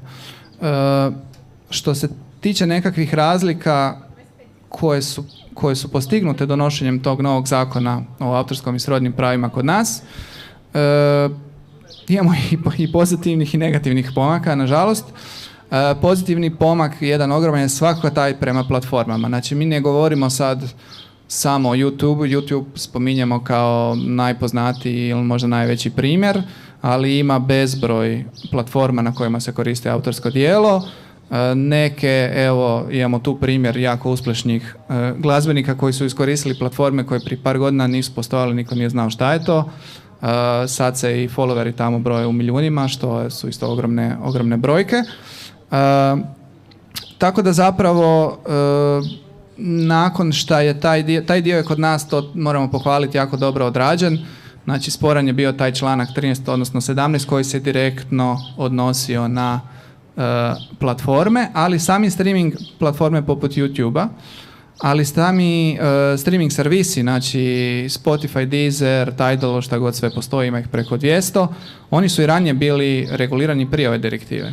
Tu je isto postojala ta nekakva nepoštena tržišna utakmica, ajmo reći, gdje se YouTube pravio, mene se ne tiče, ja sam tehnički servis, a jako slični servisi koji se razlikuju samo u vrsti sadržaja, u smislu da su specijalizirani za audio, ne toliko za video kao YouTube, su uredno plaćali i morali sklapati licencne ugovore i sve ostalo. I tu jednostavno, kažem, nakupile su se i frustracije i ta nekakva nepravda je postala preočita. I evo sad kad smo čuli stručnu stranu ovog problema, nekakvo objašnjenje, Sara, Fran, koliko ste vi imali općenito saznanja? Prvo, da li ste znali za tu direktivu, da li ste znali za te nove okolnosti u zakonima, ili prvi put čujete sad od kad znate da ste na panelu, kakva je situacija? Pa ovako, ja mislim da generalno živimo u društvu užasno ubrzanog tehnološkog napretka i onda sva pitanja i zakonodavni okvir uvijek nužno kaska za tim što se nešto pojavi. Mislim, samo kao ilustracija, kad se Uber pojavio u Hrvatskoj, bio je, ja mislim, registriran tipa kao informatička tvrtka ili tako nešto, ali je svakako neko taksi servis, jel? I ishodno tome, sve ovo o čemu pričamo, kako da kažem, ja mislim da ko korisnik vrlo brzo kreneš koristiti ili ne, kako god ali da bi uopće shvatio neku pravnu stranu priče i koji se novci tu zapravo vrte i kroz čije ruke prolaze i koliko može doći tebi. Meni je trebalo dosta vremena, moram priznati, međutim sad sam, kako da kažem, živim od muzike pa moram biti osvještena za ta pitanja, s tim što odmah kažem, možda je u Franovom slučaju drugačije jer ima pratitelja više nego što Hrvatska ima stanovnika. Znaš, ja dobijam, mislim, to mogu javno reći, ja od svih digitalija godišnje, ja mislim da ne dobijem preko 300 kuna. I sad, znaš, u mom slučaju ja imam osjećaj da li će to biti 300 ili 315, kako da kažem. Mislim, znaš, tako da se onda fokusiram na neke stvari koje mi donose koji mi donose nekakav profit, ako imam osjećaj da nam mogu utjecati, ko što su koncerti, ko što je, ne znam, Bandcamp, koji je jedna super fair platforma kad uspoređujem sa svim ostalima, koja isto, ja mislim, koja je trenutno, barem u Hrvatskoj, van potpuno nekog zakonodavnog okvira, ali koja je, kako da kažem, gdje nema komplicirani odnos broja slušanosti, pa se dijeli, pa se onda to nešto, nego naprosto neko voli tvoju muziku i kupi je. Ima je na streamanje, ima je na svom hard disku. Sorry, ovaj ne stigne. Da, što se mene tiče, ja se potpuno slažem s ovim što si rekla i baš to mislim da dosta i pravosuđa i onak neke društvene norme kaskaju za tim jako, jako brzim razvojem tehnologije, jer kad sam ja, mislim, prvi put prijavljivo porez, kad mi je došla ta prva plaća, isto kad sam stupio u kontakt sa HGU, je prvo bilo tu par e-mailova kao a šta vi točno prijavljujete, a ili imate ugovor sa venueom za taj koncert za koji ste dobili honorar, aha ne, to je sa interneta, a imate li ugovor sa tim distributerom, a taj distributer je bio DistroKid, što je onak, mislim, prijaviš se kao online i sam staviš svoju muziku i oni čalju na sve platforme. Tako da mislim da prvo treba onak sve te institucije u Hrvatskoj dosta updateati na, mislim, ove nove načine autorskih honorara koji se kreću stvarati putem interneta i tehnologija. I za to vrijeme bi bilo dobro da se paralelno pravosuđe odnosi na njih, a ne da onda se desi da je tehnološki napredak jako, jako brz i da onda pravosuđe jedva lovi, a dok u lovi je već nešto novo došlo i onda to nije regulirano i svima tamo. Da vas odmah razočaram, pravosuđe će uvijek kaskati. To je priroda stvari. Znači, kad se probavi problem, onda se priča o tom 10 godina, pa se nakon 20 nešto donese, tako da nije samo stvar s tehnologijom takva. Glazbene streaming platforme danas su stvarno nezaobilazan način konzumacije, koliko je plasmana glazbenog materijala, ne znam, neko dropa novi album i odmah je na Tidal-u, na Deezeru, na svemu ikad, i na Bandcampu, i na YouTubeu, i na svemu. Sad, možete li objasniti, apsolutno svejedno, možete svi po redu ili netko od vas, svejedno mi je, na koji zapravo način, doslovce me sad zanima podjela kolača, na koji način funkcioniraju prava, odnosno zarada od autorskog materijala na recimo Apple Music, Spotify i Deezeru, razlikuju li se te platforme, ti streaming servisi i zapravo kako, na koji način to škodi, a na koji način pomaže glazbenicima?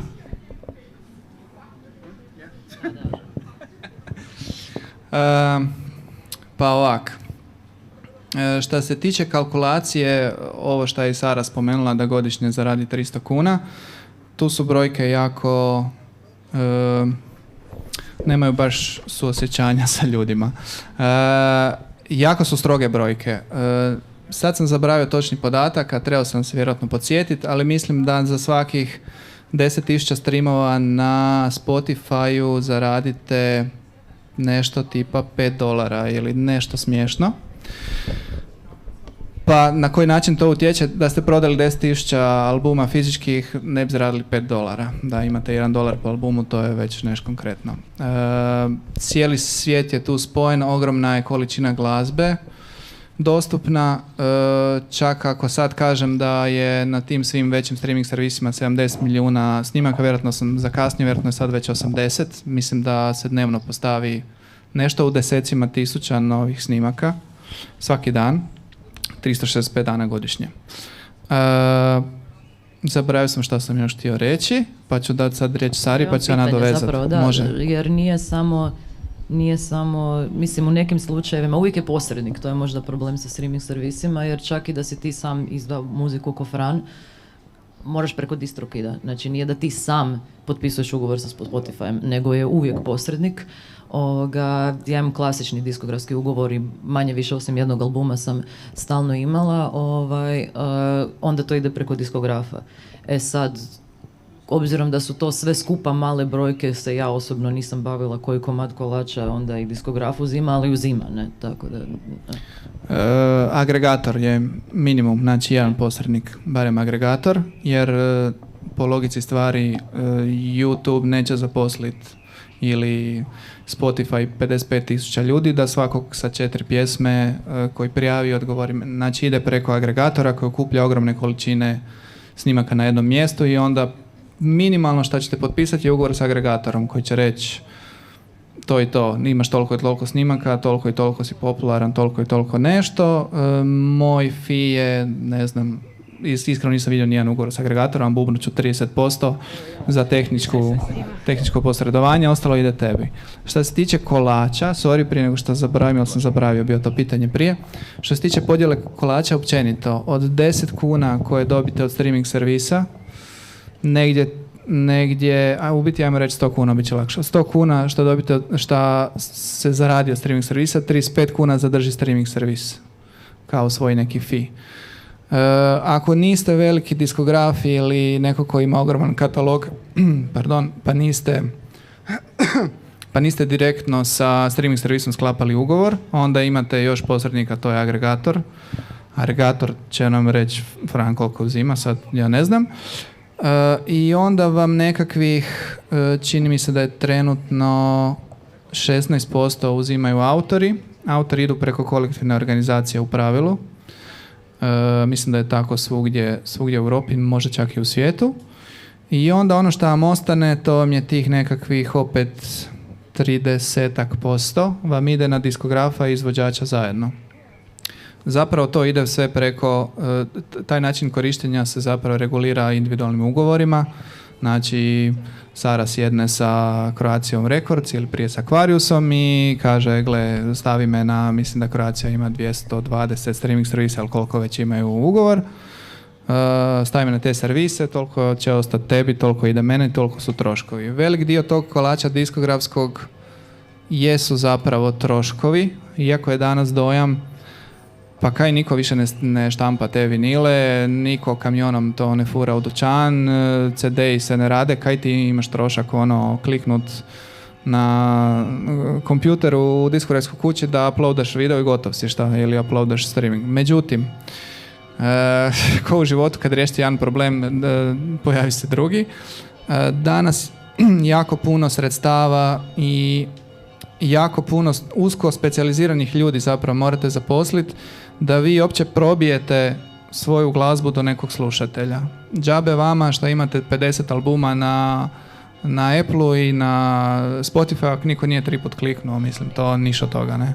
Šta se ne streama, nećete dobiti nikakve novce za to. Tako da jako puno troška ide u marketing i u tu cijelu, što sam rekao, mislim da Hrvatska zbrojena ima oko 120, 30, 40 tisuća snimaka svih, znači od početka vremena, od tam 50-ih kad su prve snimke do danas zbrojeno, to vam je 3 dana uploada novih snimaka na Spotify i gotovo, to je to i preplavilo vas je. Fran, reci ti pa ću onda još jedno potpitanje dati. Može, pa mislim ja sam se samo htio nadovezati jer mislim da taj odabir agregatora ili distributera je vrlo bitan jer mislim da kao izvođači nemamo puno moći nad time što kaže pravosuđe i koliko će nama sad Spotify dati, koliko će nam dati Apple Music i to. Ali na čim imamo moći je odabir distributera, da. I uglavnom mislim da ja sam taj svoj prvi album i još 2 singla izdao preko DistroKida koji funkcionira po principu da oni ne uzimaju nikakav postotak, znači ti dobivaš 100% svega što ti Spotify i Apple Music i Deezer isplate, ali imaš godišnju naknadu koju platiš, ja mislim da im je taj najmanji paket $20, što je jako pošteno za servis koji provajdaju.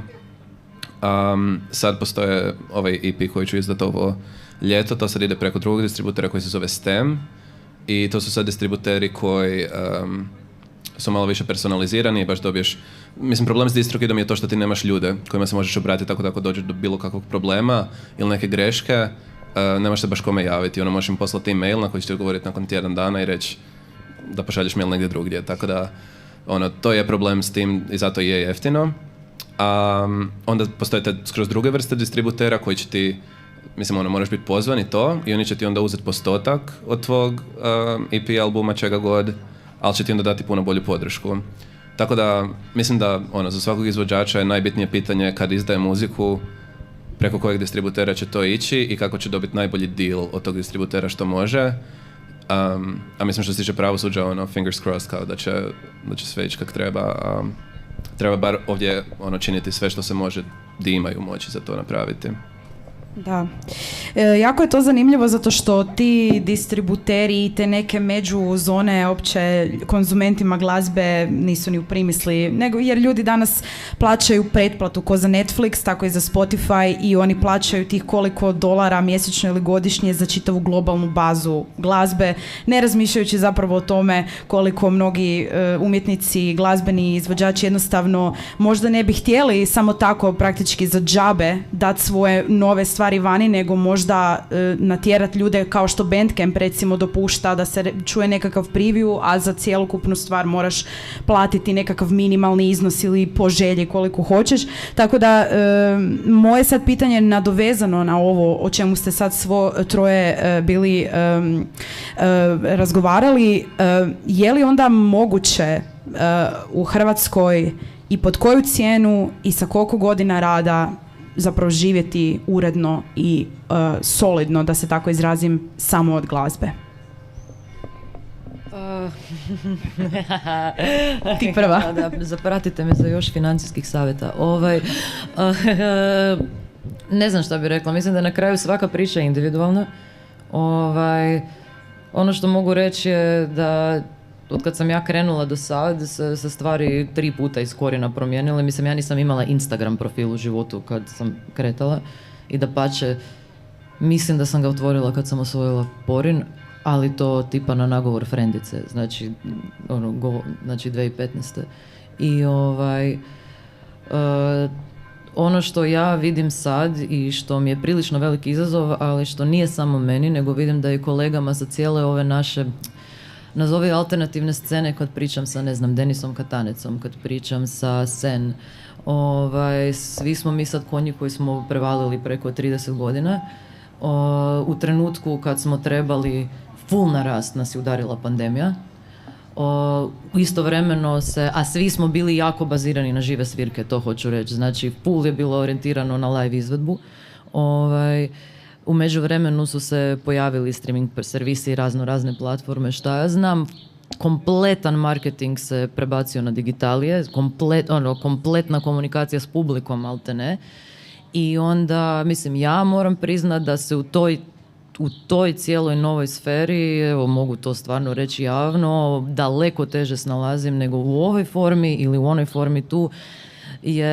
Ali kažem, zato jer sam naprosto navikla funkcionirati na drugi način i pritom mislim da, pritom mislim da radim sadržaj, content, da se izrazim ovim suvremenim rječnikom koji zahtijeva više pažnje od 15 sekundi. Kako se u tome svemu izboriti, ne znam. Ja za sad uspijevam živjeti od muzike jer sam igrom slučaja i ne znam, rada na vrijeme dobila status samostalnog umjetnika. Pa onda imam tu neke beneficije i uspjela sam i neke potpore dobiti za vrijeme covida i tako dalje. Međutim, da, radeći u maloj siromašnoj državi sa publikom iz susjednih zemalja koje su također male i siromašne, je izazov. Mislim, ne želim da ovo sad postane žalopojka, ali je, mislim, tvrda je spika. Ne? Fran? Da, pa mislim, što se mene tiče, ja sam logično dosta drugčije došao na scenu, i mislim da to što si rekla da dosta ovisi, da ti se tokom karijere već 3 put sve promijenilo. Meni se doslovno onak mijenja iz mjeseca u mjesec, imam mjesece di ću dobiti kao novac, imam mjesece di ću dobiti siću i baš ovisi onak, ne znam, teško je to dosta posložiti si, jer to su na kraju dana sve neke brojke na internetu do kojih, ne znam, onak vidiš ih kao misliš si kao, ok, mislim, teško je percipirati da to sad postoji, a onda na kraju dana o tim brojkama ti ovisi koliko će ti plaća biti taj mjesec. Tako da mislim da cilj svakog umjetnika je valjda da dođe do te neke razine di ima neke konstante u životu, di mu se iz mjeseca u mjesec stalno provlače neke stvari, di ne mora biti ovisi da li će toliko gaža odsvirati ili da li će mu toliko videa na internetu dobiti toliko pregleda.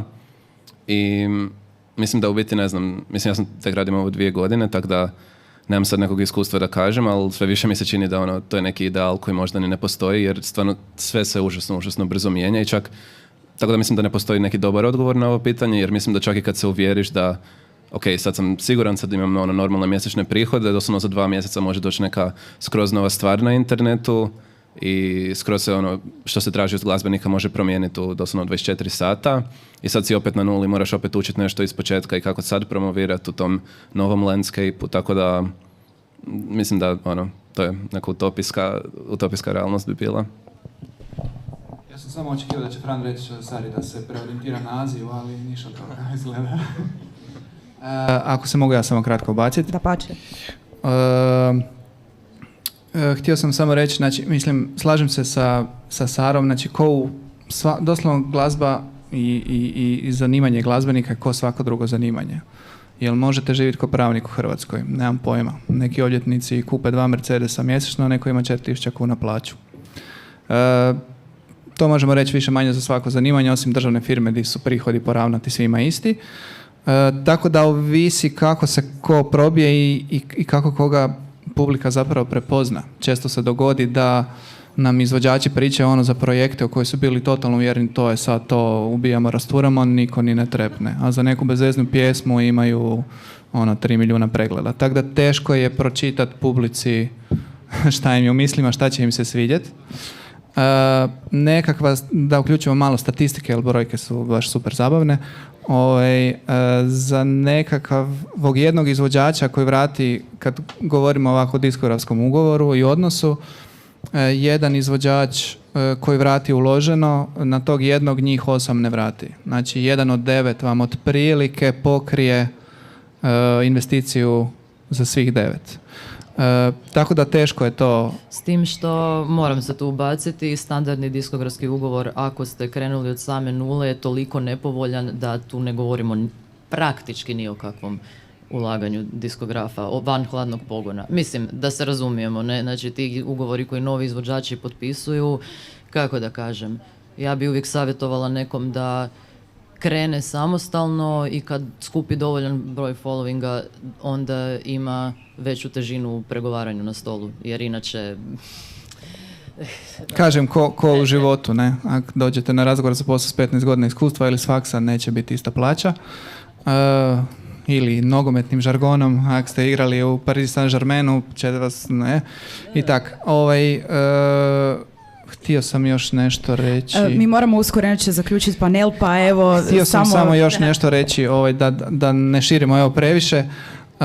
Što se tiče života od streaming servisa, sad se baš vodi velika rasprava načina kalkulacije, znači od strane samog streaming servisa, na koji način on kalkulira novce, jer po trenutnom modelu, ne znam koliko to ljudi znaju, vama se ajmo uzeti mjesec dana Spotify-a, mjesec dana Spotify-a u svijetu ima, bubam, 350 milijardi pregleda i uzmu se, znači ti pregledi, uzmu se novci koji su zarađeni mjesec dana i to se sam podijeli. Znači vi možete imati slučaj, recimo neko voli full Sarinu glazbu i uplati 10 eura mjesečno i klikne na tvojih 10 pjesama, ona neće dobiti euro, od toga će dobiti fragmente centa jer ide sve u ogromni bazen. Tako da... Evo, žao mi je da ovako moramo naglo završiti, to je tema koja bi mogla definitivno trajati 2 sata ili duže i duže. Evo, još jednom puno hvala svima prisutnima na sudjelovanju na panelu prava i mogućnosti na streaming platformama u Republici Hrvatskoj. Ponovimo, sa nama su danas bili glazbenici Sara Renar i Fran Vasilić te Mladen Milić iz udruge Zaprav. Dragi pratitelji streama, svi prisutni, idemo na kratku pauzu, nekih 15 minuta, ima hrane, ima pića, poslužite se, pa se ubrzo vraćamo za okrugli stol jer slijedi panel broj 3 naziva Glazbena scena Sjever. Vidimo se.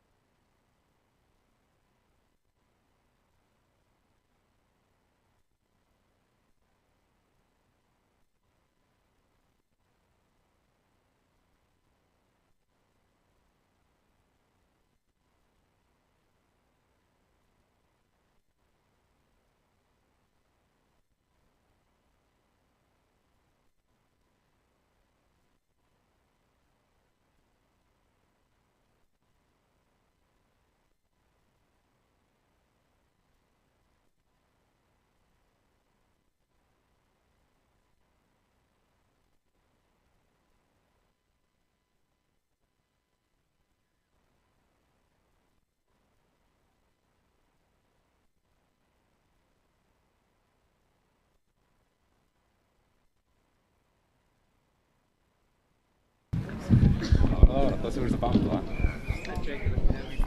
Može? Najme, ovo je spremno odmah. Evo nas natrag u razgovoru u sklopu trećeg po redu panela prvog, odnosno nultog dana Kvart festivala. Treći panel se zove Glazbena scena Sjever, a kao i sve panele danas naš P4 organizira u suradnji sa Europskim parlamentom u Hrvatskoj. Oko mene sjede sve redom imena koja na ovaj ili onaj način čine scenu sjeverne nam Hrvatske. Sama su Banfica iz, moramo li to spominjati, Varaždina, drill ime koje je samo u zadnjih godinu dana promijenilo pravila igre. Zatim Siniša Kolarić Koki iz benda Neon Iglu koji je također u godinu dana doživio izrazito velik boom, zaključen nastupom i na ovogodišnjem In Musicu u sklopu kojeg je main stage doživio i varaždinski zvuk, evo prije par dana. Tu je i Tena Vizinger, mlada nada glazbenog novinarstva iz Čakovca koja aktivno piše za svima dobro poznati portal Muzika.hr. I last but not least Jurica Pađen, producentsko lice iz Sjene, zaslužno za čitav niz hip-hop glazbe koja je apsolutno izdominirala i dala identitet sceni sjeverozapadne Hrvatske, poglavito Varaždina, od početka pandemije, a koja je između ostalog zaslužena i za odvijanje evenata poput hip-hop dvorište tu kod kuće u dvorištu P4. Dobrodošli svi. Evo, na temelju svega rečenoga mislim da je svima jasan naslov ovog drugog panela. Scena na sjeveru Hrvatske je itekako živa, a danas ćemo za početak se upitati sljedeće: kako i kada je uopće došlo do tog velikog zaokreta? Pa evo, ko hoće, nek krene prvi. Ajde. Pa neki početak tog cijelog te neke scene je krenuo tokom pandemije, kad je sve bilo nekako zatvoreno i nije se nigdje smjelo, pa se na kraju najviše visilo u mom podrumu u studiju iz kojeg su izašle te neke prve pjesme koje smo počeli objavljivati. Imali smo dosta toga na lageru, pa rekao zašto ne izbaciti, nek ljudi čuju, da se snimi spot neki, barem neki popratni vizualni sadržaj koji se treba sad pogotovo koristiti jer u današnje vrijeme muzika užasno vizualna. Znači, nekako svi se više manje slažete ovdje da se taj zaokret dogodio sa pandemijom ili je možda bilo nekakvih naznaka da će se to dogoditi malo prije? Dapače. Ja osobno mislim da je uzrok pandemija, zbog toga jer ljudi imaju potrebe za kulturom. Kultura je kozmetički salon duše. Bez obzira na kakvu vrstu aktivnosti, djelatnosti, da li je mainstream kultura ili alternativna kultura, ljudi za tim imaju potrebe. Mladi ljudi još pogotovo imaju potrebe i za nekakvom interakcijom, za druženjem, za sudjelovanjem i zapravo je ta pandemija uzrok deprivacije, znači nedostatka toga druženja, te interakcije, pohođenja događaja i mislim da je osnovni razlog i to otvaranje. Dakle, oni koji su radili za vrijeme pandemije, bili strpljivi, nisu bili u depresiji, sad bi zapravo trebali imati nekakvu startnu bolju poziciju u odnosu na ostale. Znači, mislim da je osnovni uzrok svemu tome ipak dugotrajna pandemija i dugotrajni nedostatak i izostanak događaja na kojima se ljudi mogu na ovaj način družiti. I mi realno kad pričamo o ovoj temi uvijek se tu negdje, pogotovo za sjever Hrvatske, spominje hip-hop, ali Siniša, evo dok si uzmi natrag mikrofon jer konkretno bi te htjela pitati, misliš li da to se ne odnosi samo na hip-hop subkulturu ili postoje još neki drugi žanrovi koji su... Od uvijek su postojali. Žanrovi su različiti, koliko su različiti interesi publike. Da, postoje. Ja sam osobno predstavnik nekakvog alternativnog roka, koji postoji u našim okvirima barem 40 godina. Prema tome, to kod nas nije ništa novo. Mi smo možda čak i tu ta nekakva starija generacija koja još uvijek drži do rock'n'rolla i dio smo te nekakve scene. Moje pitanje je više bilo u smislu je li ta ista alternativna rock scena doživjela istu vrstu buma poput hip-hopa iz nekakvih tvojih očiju perspektive? O tome sam govorio ranije. Dakle, dosta ima bendova koji su aktivni u Varaždinu. Možda je to za sad još manje vidljivo jer nisu se svi aktivirali, odnosno nisu svi uspjeli dogovoriti nekakve nastupe, što je zapravo i sve teže time koliko ljudi čeka zapravo da nastupi. Međutim, da, prisutna je, možda ne na toj razini i ne toliko medijski eksponirano, ali svakako da, ljudi rade. Tena, ti si ovdje jedini nekakav reprezent Čakovca, najbolje od svih zapravo možeš govoriti o lokalnoj alternativnoj sceni danas, upravo u ovom trenutku u svom gradu. Kakvo je stanje u Čakovcu, mislim, po brojnošću bendova, svirki, aktivnošću njihovom, da li iz tvoje nekakve glazbene i novinarske perspektive si osjetila da se zadnje 2 godine nešto počelo mijenjati gore? Pa ja bih iskreno rekla da je Čakovec jako zaostao, na primjer, za Varaždinom. I to je ono nešto što je meni baš jako žao jer sam iz Čakovca. Čakovec ima nekoliko bendova koji su jaki, kao na primjer Daliborovo granje, koji stvarno rasturaju i vrhunski su bend. Ali čuti Daliborovo granje u Čakovcu je jako rijetko i to su stvarno prilike kojih, nema ih zapravo. I znam u razgovoru i s njima, oni nemaju ni potrebu baš pretjerano nastupati u Čakovcu. Ostalih bendova, ne znam, Čakovec je, barem ja dobijam taj dojam da je Čakovec što se glazbe tiče dosta trenutno nekako iza, možda se neki bendovi stvaraju koji će kasnije eksplodirati, ali trenutno su u Čakovcu bendovi koji su bili stariji bendovi, dakle to su nekakvi tribute bendovi, na primjer Kula koji su tribute Cepelinima, pa Stiri i slično, ali novih autorskih bendova ne znam, nema baš. Slabije, da. Banfica, evo, ti si od zapravo svih igrača na hip-hop, odnosno na drill sceni u gradu imao nekako najzanimljiviji početak. Naime, ulazak ti je bio dosta solo stilu, barem je takav nekakav moj dojam i percepcija tebe bila, za razliku od većine ostalih repera u Varaždinu koji su stupili ili u tandemu s producentima ili u tandemu sa drugim MC-ima. Ti si ušao zapravo u ovaj podžanr hip-hopa koji uopće nije bio nekako zastupljen u Hrvatskoj, ne samo u Varaždinu, i niko nije obitavao to praktički osim tebe, a to je drill. Reci nešto o svom iskustvu ulaska, po čemu si zapravo procijenio da je vrijeme da netko poput tebe ispuni tu prazninu? Nije toliko solo bilo, ja mislim čak ni koliko je bilo u suradnji sa video. Znači Luma film, to je isto prijatelj moj iz škole i meni je bilo iskreno nepotrebno, ne toliko koliko meni glava nije dopuštala da mi neko drugi neke radi. Meni je to bilo isto, kako ste rekli, u karanteni, kad je to sve počelo bilo, ja sam baš puno vremena provodil FL Studio, sve sam baš volio sam to raditi i baš mi je to bilo onak projekt za dušu meni jer smo slušali baš puno drila u tom periodu i baš se desilo lijepa stvar iz toga. Bi rekao da si počeo nekako planirati, jer tvoj imidž i realno popularnost koju imaš sada je jako pomno planirana, to bilo koliko malo dulje promatra scenu i općenitu industriju, vidi od vizualnog identiteta, spotova, prisustva na društvenim mrežama. Da li si i ti nekako se zatvorio doma kad i svi za prvi lockdown i rekao ok, ajde idem sad nešto što mi već dulje kuha, ili bi mogao otkriti da li to malo ranije zapravo krenulo? Ja sam se zatvoril tek nakon kad je to krenulo. Po putu je to bilo učenje više, pogotovo kak sam snimal sad i album u Beogradu, to uvijek svaki dolazak tam je zapravo poslovna lekcija i tako nastojim jednostavno učiti čim više radim s ljudima s kojima radim i mislim da to jedino ima smisla. Evo, on nije sa nama na panelu danas, ali Jurica, ti nekako možeš reći nešto o njemu ili u njegovo ime. Stvarno ne možemo govoriti o nekom tom boomu hip-hopa u Varaždinu bez da ne spomenemo Jureka. Tu je. Hoćeš doći, šalim se.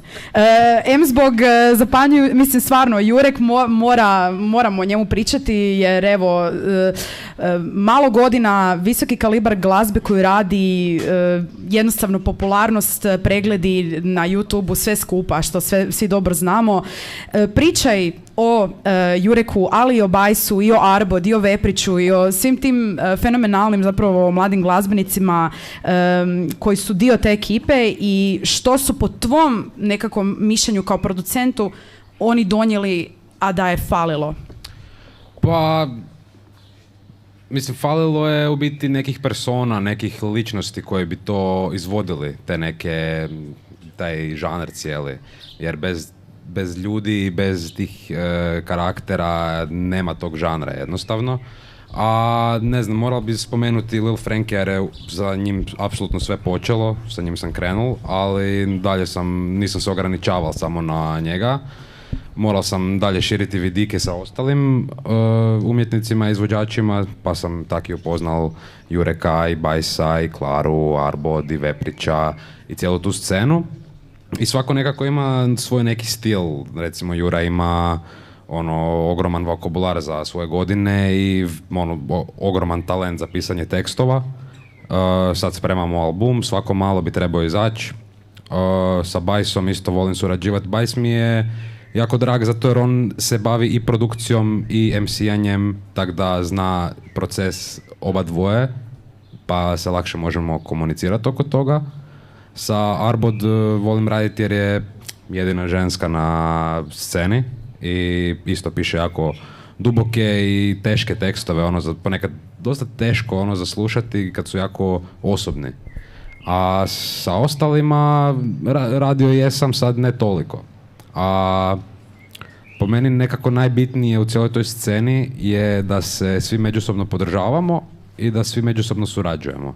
Da možemo to graditi, da si ne kopamo jamu međusobno pod nogama, nego da zajedno naučimo iz grešaka, da jednostavno da prihvatimo ostale ljude kakve jesu i da pokušamo nešto novo i bolje i jače izgraditi. Ovo pitanje je nekako za sve prisutne, pa ko hoće neka uzme mikrofon. Što je zapravo sceni falilo prije 2-3 godine konkretno ili više toga, da smo danas u stanju pričati da je scena živnula? Jer da nešto živne moralo je prethodno biti mrtvo ili učmalo ili na neki način manjkavo. Da li je to možda manjak gladi, da li je to možda nekakav komfor u koji su svi upali? Što je to? Što je zapravo učinilo zadnje 2 godine, a da nije pandemija? Pa ja bih rekao da je prvenstveno taj komfor i ta neka navika i to neko očekivanje od ljudi da svakih 2 tjedna se izbaci nova pjesma sa spotom, sa ovim, sa onim, da cijelo vrijeme bude nešto novo i to je nekako u Varaždinu stalo. Nije bilo toga prije i prije pandemije bilo su tu i tam neka izdanja, izbacivanja, ali to nije bilo toliko zanimljivo još, po mojem nekom. Možda nije to bilo na dovoljno profesionalnoj razini, pa se to još smatralo nekako previše amaterskim da bi se ozbiljno shvatilo, ali sa vremenom dok su se ljudi radili i praksirali je došlo to do neke razine di je već krenulo to na bolje i ljudima je nekako to postalo zanimljivije. A možda je samo ljudima trebalo to. Moje ovo pitanje koje smo nekako malo načeli koki sa ovom temom oko ovih subkultura, iako danas pojam subkulture kao takve više nije zapravo uopće prisutan na način, nema ga praktički. Ne na način koji je bio kad sam ja bio mali. Pa da, mislim, živimo u vremenu zapravo kompletnog glazbenog eklekticizma i u vremenu kada se... To se zove postmodernizam. Postmodernizam, kako god hoćemo to nazvati, ali mladi ljudi se više ne dijele na isti način na subkulture. I to je dobro. I to je dobro, u svakom slučaju. Pa sad nastavno na to, ako smo sad to konstatirali, možemo li zapravo i dalje prepoznati u nekim gradovima na sjeveru još uvijek te neke ipak naznake, recimo da je Novi Marof uvijek bio i ostao punkerski, da je Čakovec uvijek ostao onako, da je metal scena tamo jak. Da li bez obzira na ovo postmodernizam i sve to što smo sad spomenuli i dalje ipak ostaje u gradovima taj jedan duboki zapravo identitet? To je stvar nekakve tradicije.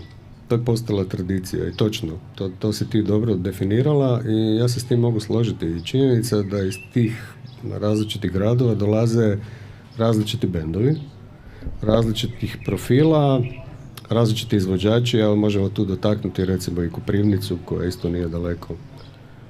Uvijek su bili različiti bendovi iz Koprivnice i iz Varaždina. Koliko ja pamtim, skoro da nikad nije bila scena podudarna. Ne. Tako da, očito postoji ta nekakva tradicija koja se samo onda nastavlja sa drugim ljudima i na drugčiji način. Čakovec je isto kao i Varaždin uvijek imao jaku alternativnu scenu, i Koprivnica, i Novi Marof, i niz drugih mjesta. Imamo nezavisne centre kulture od Lepoglave nadalje. Jednostavno svaki grad ima neko takvo mjesto. Pa sad pitanje zapravo isto za sve. Smatrate li možda da je zapravo umreženost svih tih gradova i u županiji i van nje, koliko kroz prostore, koliko kroz glazbenike solidna ili ona manjkava, ili bi ona zapravo mogla još biti bolja? Pa ja bih rekla da su glazbenici povezani i to je ono što mene jako veseli, jer na taj način jednostavno na taj način se napreduje i samim time Čakovec je otvoren da ugosti glazbenike iz drugih, na primjer iz Varaždina, jednako je tako i Varaždin otvoren da ugosti glazbenike iz Čakovca. Na taj način se naraste, na taj način se publika širi i možda je to nekako i najbitnije u svemu tome, jer da bi trebamo svi surađivati da bi onda nastalo nešto veće. Ja bih bila najsretnija da mogu pisati o nekom glazbeniku koji je ono došao sa sjevera, da se to često ponavlja. Jer ja sad jako rijetko pišem o nekome kom je domaći. Bilo to Koprivnica, bio to Varaždin, bio to Čakovec.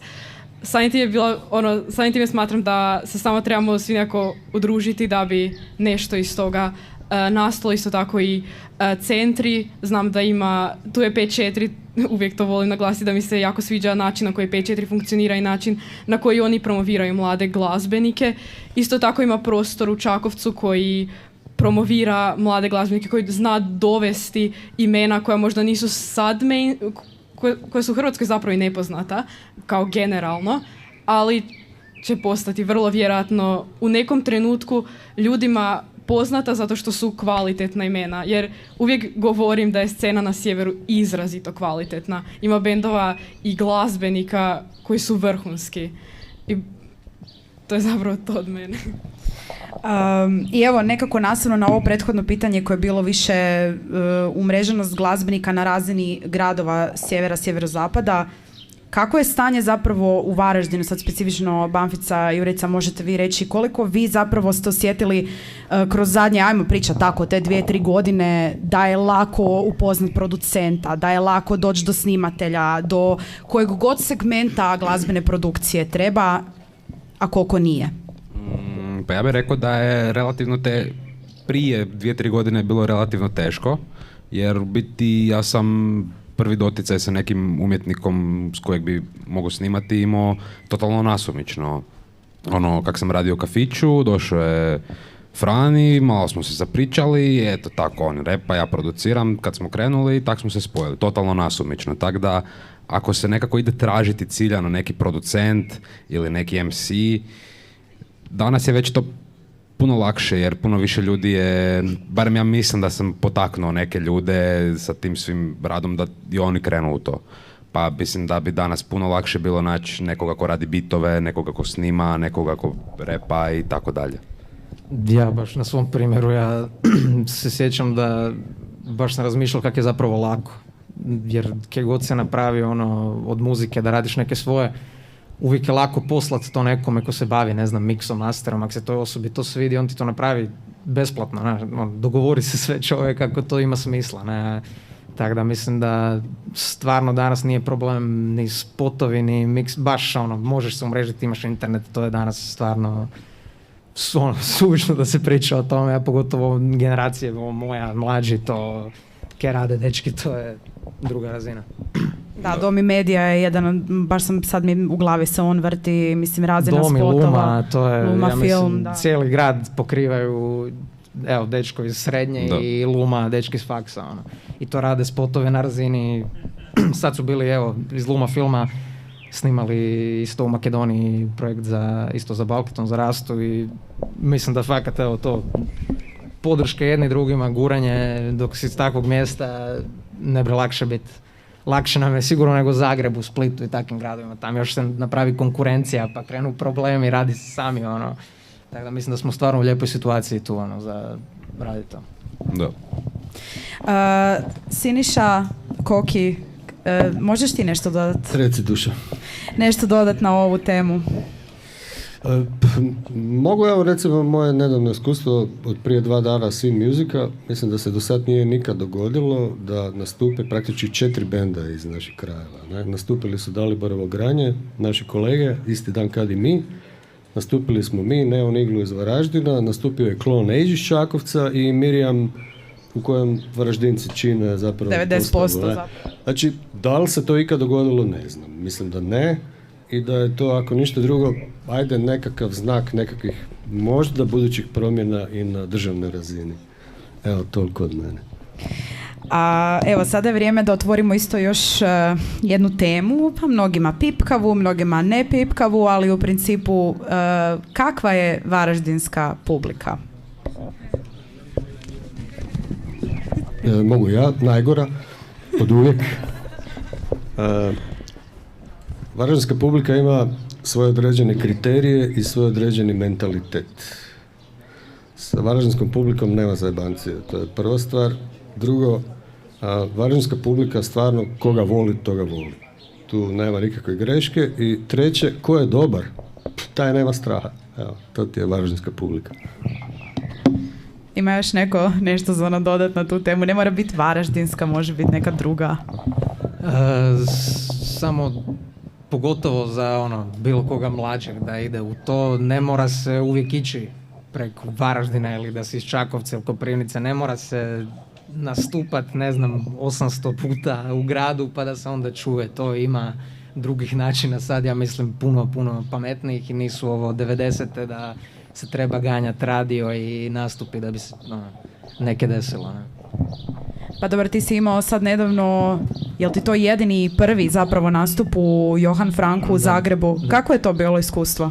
Divlje.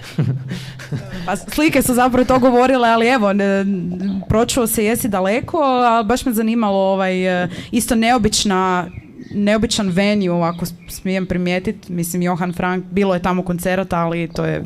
Pa iskreno dobili smo poziv, bilo nam je isto čudno, ja sam puno baš pričal sa labelom svojim oko toga da li to prihvatiti ili ne, na 5 zapravo pjesmi i tu još neke 2-3 kao singla neobjavljena. Na kraju smo odlučili to napraviti, prihvatili smo bili, bila je nervoza do zadnje sekunde, do 10 kad mi nisu poslali da je red ispred. Jer nismo mogli znati koliko bude to, kako bude tek da smo dobili nekakav odgovor za te karte, ali kad je to počelo, divljeno baš. Da. Jurica, si htio nešto dodati još vezano uz vezano publiku? Za varaždinsku publiku nemam toliko iskustva, ali kak sam primijetil, dosta je, kako je bilo rečeno, specifična i zahtjevna. Da, mislim da bi se na tome trebalo malo poraditi, ali sa vremenom, sve sa vremenom. Pa evo sad, taman si mi otvorio put za iduće moje pitanje, a to je znači val novih izvođača otvara val novih evenata, novih prostora za probu, prostora za produkciju festivala, ali i nove publike koja dolazi sa tim novim izvođačima čut te specifične izvođače. Da li vi vjerujete, ovdje prisutni izvođači, zapravo da se publika odgaja i formira, i ako da, kakav je to zapravo proces? Koliko je on mukotrpan? Odgaja se i formira od kinderbeta. Jasno. Znači prvo kućni odgoj, ne? A dalje onda ide sve redom. Ali da se publika odgaja na taj način da se publici trebaju prezentirati kvalitetni sadržaji, to je istina broj 2. Znači publika je prepuštena prevelikom utjecaju i prevelikoj količini informacija, događaja. To na neki način treba kanalizirati. Znači ne može se sve prepustiti tržištu, to apsolutno ne stoji, barem što se kulture i glazbe tiče. Mislim da tu ima prostora da se smisleno i sadržajno na tome radi, da se prezentiraju što kvalitetniji programi, pa će ona mlađe generacije to prihvatiti. To je moje mišljenje. Jurica, ti si, kao što sam te i zapravo i najavila na početku, ta behind the scenes osoba, tebi ljudi odlaze u studio, dakako Peron 20, i kao producent znaš najbolje od svih kako je stanje sa drugim studijima za snimanje, produkciju u ovom gradu. Kako je stanje? Šta fali? Fali prostora za snimanje, fali nekog, i ako neko ima studio za snimanje, fali ta neka ekspozicija da ljudi znaju da on ima studio za snimanje, da mu se mogu javiti. Dakle, tih nekih pravnih stvari tipa obrta i svega toga nema još toliko. Nisam toliko dobro informiran koliko sve studija tu u Varaždinu ima na nekoj profesionalnoj razini gdje se može doći snimiti jedan cijeli band, ili da nije to ono varijanta soba i nema baš. Slabo. Ja. A pa, Koki, uzmi mikrofon, pridruži se. Dakle, nema tu neke mislim, ako se band doće snimiti u Varaždinu, to je jako teško jer nema nekog prostora i nema toliko ljudi, nije toliko još koliko ja mislim od strane grada ili nekoga potaknuto da se, ne znam, odvoji neki fond za kulturu ili tako nešto, ne razumijem se od te sitnice i detalje. Ali fali toga nekog marketinga iza toga. I ljudi i prostora. Zato mi je P4 jako drag koji daje prostor barem za izvedbe. I evo, možda malo neobično pitanje, ali zanimljivo je zapravo za razmisliti o tome. Iz nekakve vaše perspektive, kako bi mogla izgledati scena za 10 godina u Varaždinu i Čakovcu? I na tu temu zapravo postoji li nekakav novi moment u glazbenoj distribuciji, produkciji, konzumaciji koji bi već sada mogao značiti početke tih nekakvih radikalnih promjena? I voljela bi da mi svako odgovori na to pitanje ako može, redoslijedom koji hoćete.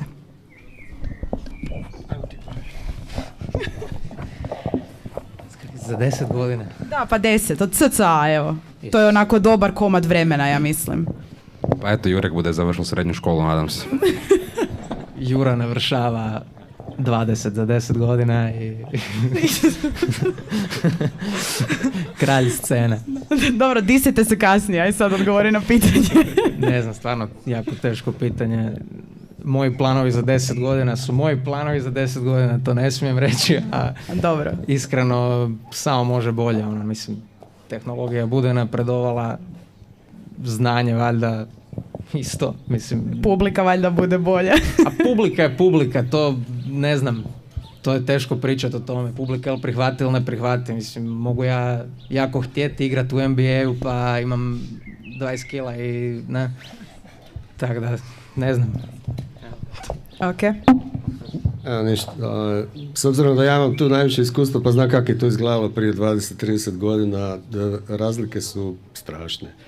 Tehnički i produkcijski to je do te mjere već postalo savršeno da se, recimo, naša mala sredina po nekim svojim izvedbama, produkcijskim zahvatima, po videima može mjeriti s bilo kim u svijetu. Tako da to uopće, to je recimo prije 10 godina bilo nezamislivo. Ne. Tako da u tom smislu očekujem samo da to bude još bolje, da bude estetski još kvalitetnije i tehnički kvalitetnije. Iskreno sam jako optimistična oko scene na sjeveru, jer je sad već jaka, mislim da će za 10 godina biti još jača. Drago mi je da ima imena koja su buknula van, to je Banfica, na primjer, ne, Daliborovo granje koji isto baš iz Čakovca, meni su oni jako dragi band. Tako da mislim da je samo...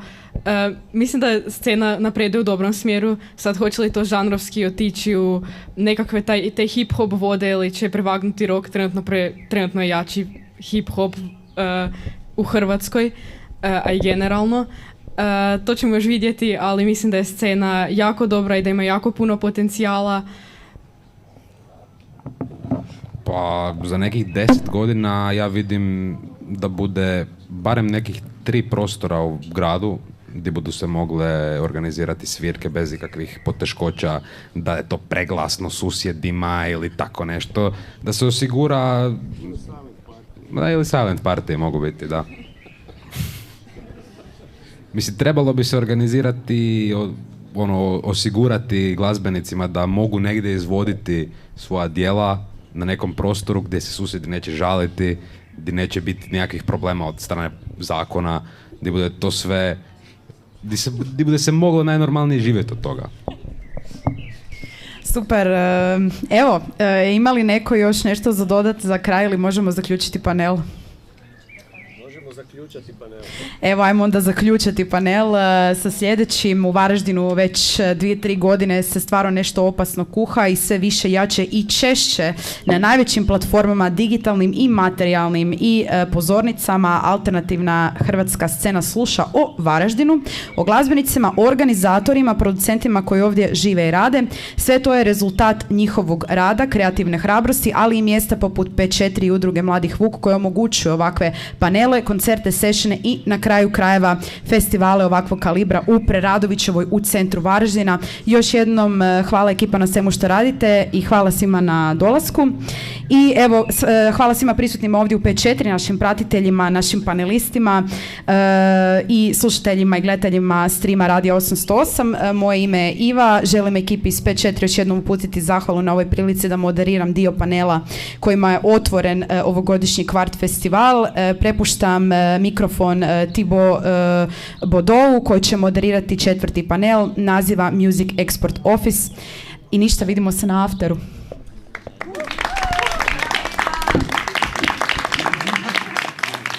Hvala.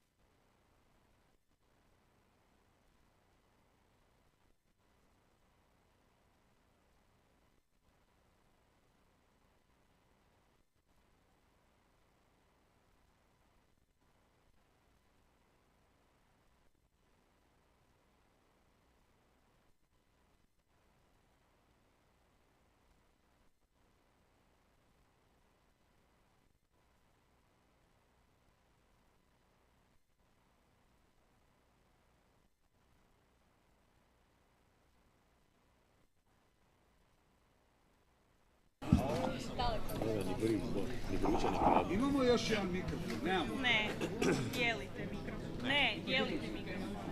Ne sjećam se da je bilo 3, 5, 10. Dobro je, sam polako, dijelite. Bratski. Danas ciljam na 5 zalaganja. Okay. Hello everyone, and thank you for joining us for this last panel, which is about Music Export Office. Even the sun is joining us for this last panel. Hi everyone, how are you? Hello. Good. So I'm Thibaut Boudot, I'm the head of Haile.fr, which is an online media about culture and tourism in Eastern Europe. I'm also a media partner of KVART Festival, and I wanted to thank you, the team, for this great festival. And today we will talk, as I said, about Music Export Office in Europe with 3 guests. So we have Emir Bešić, which is eBay's. We have Mijac, and we have Bore Balboa. Did I pronounce it correctly? Perfectly. Perfect, super. So I will do just a small introduction about Music Export Office because it's a big subject, and I wanted to thank you, Nino, for inviting me to moderate this panel because it's really important, and it's really important for Croatia. So you may ask yourself why a panel about this subject and why am I moderating this panel? Well, first I will introduce myself. So I have been part of JUMP, which is a European Music Market Accelerator last year. It's a Creative Europe project that has been launched by Mama Festival, which is the biggest showcase and conference festival in France. Thanks to this project, last year I've been traveling all around Europe in the showcase festivals that are part of this project. I was in Lisbon, Paris, Prague, Milano. And in the last few years, I also have visited a lot of showcase festivals in Eastern Europe because my media talks about that. So I was at Ment in Ljubljana, I was in Sharp in Bratislava, I was at PIN in Skopje, and I was also in Tallinn Music Week. As I said, my focus is on Eastern Europe, and I was wondering why every country of Europe has a showcase festival, except Croatia. Same about the Music Export Office. Almost every European country's got one, except Croatia. We were talking about that with Nino, and we came to the conclusion that we need to push the Croatian government and the Ministry of Culture to create one in Croatia. He also found the interview of Mirko Burazer, which is the founder of Basic and Rough, label music here in Croatia. And he talked about the needs for Croatia to get a Music Export Office. But first, what is a Music Export Office? A Music Export Office is an independent office created and funded by the Ministry of Culture that helps artists.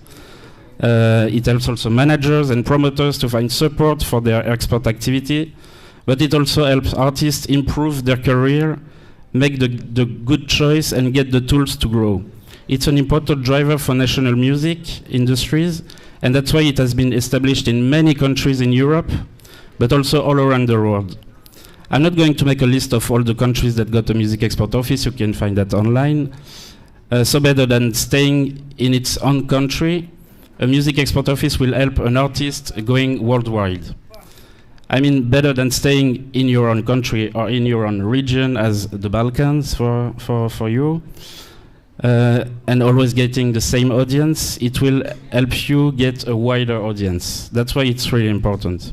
I'm really happy to moderate this panel full of artists, and let's try to explain to the Croatian government why it is important for you, the artist, to create a Music Export Office and also maybe a showcase festival. So the first question I will ask you is, would you be interested to get your music at a European level?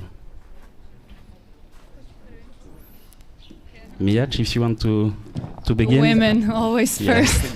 Well, honestly, specifically for me, right now I'm not really actively trying to get it, abroad. If you asked me like 10 years ago, that would be like only English songs. I want to go to America, become famous, la la la. But like recently, I found, let's say, the beauty in being like here and offering great music in your mother tongue. So right now, as I said, I'm not actively trying to get it. If it happens organically, yes, thank you, please. But yeah, that's my answer. What is the plan? I think, am I on? You hear me now? Yeah. Like me also said, I wouldn't have anything against it. I think the first thing which I might have to do is maybe adjust my music to have it make sense to be exported to a different audience. But would I like to maybe have my music act as a promoter of the Croatian language, especially in the hip hop, slang and everything like that? I think that would be a really good feeling. Maybe that's one of the whole points of the whole music export office as it is. So yeah, my answer to your question is basically yes, but in which shape or form, that's something which would have to be seen. Yeah. Well, except export music office, we here in Croatia are in big need for the whole music and show business infrastructure. We don't have enough managers, we don't have enough promoters, we don't have good communication with marketing or PR agencies. We are totally not understood from this business part of Croatia. So beside, for example, music export office, we have to try to build actively all these other parts of infrastructure. This is very important because even though nowadays is, as Banfica said before, you can do it all by yourself. Yeah, but then maybe you lose your creativity. You don't have enough time to put yourself 100% or 200% into music, into art. And okay, I will agree partially with Bode. I don't think that Croatian language is an obstacle to go abroad. Let's, if you talk about hip-hop music, let's talk about Giovanotti. Everybody, whole world knows about Giovanotti. He's rapping, and okay, he's not hip-hop specific hip-hop artist now, but he started as a hip-hop artist on Italian language, and he made it. Everybody dances nowadays on his big hits all around the world. So maybe not adjusting your music, maybe push through your idea, your special touch. Because if you're adjusting to, for example, 1,000 similar artists, like it's very popular nowadays, everybody like to copy, oh, I want to be on circle videos, I have to play this kind of music or that kind of music. No, be yourself, be honest. As my friend on the stairs a few minutes ago said, we really miss honesty in the music business in Croatia.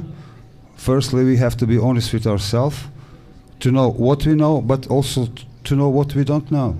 We don't know handle music business here in Croatia.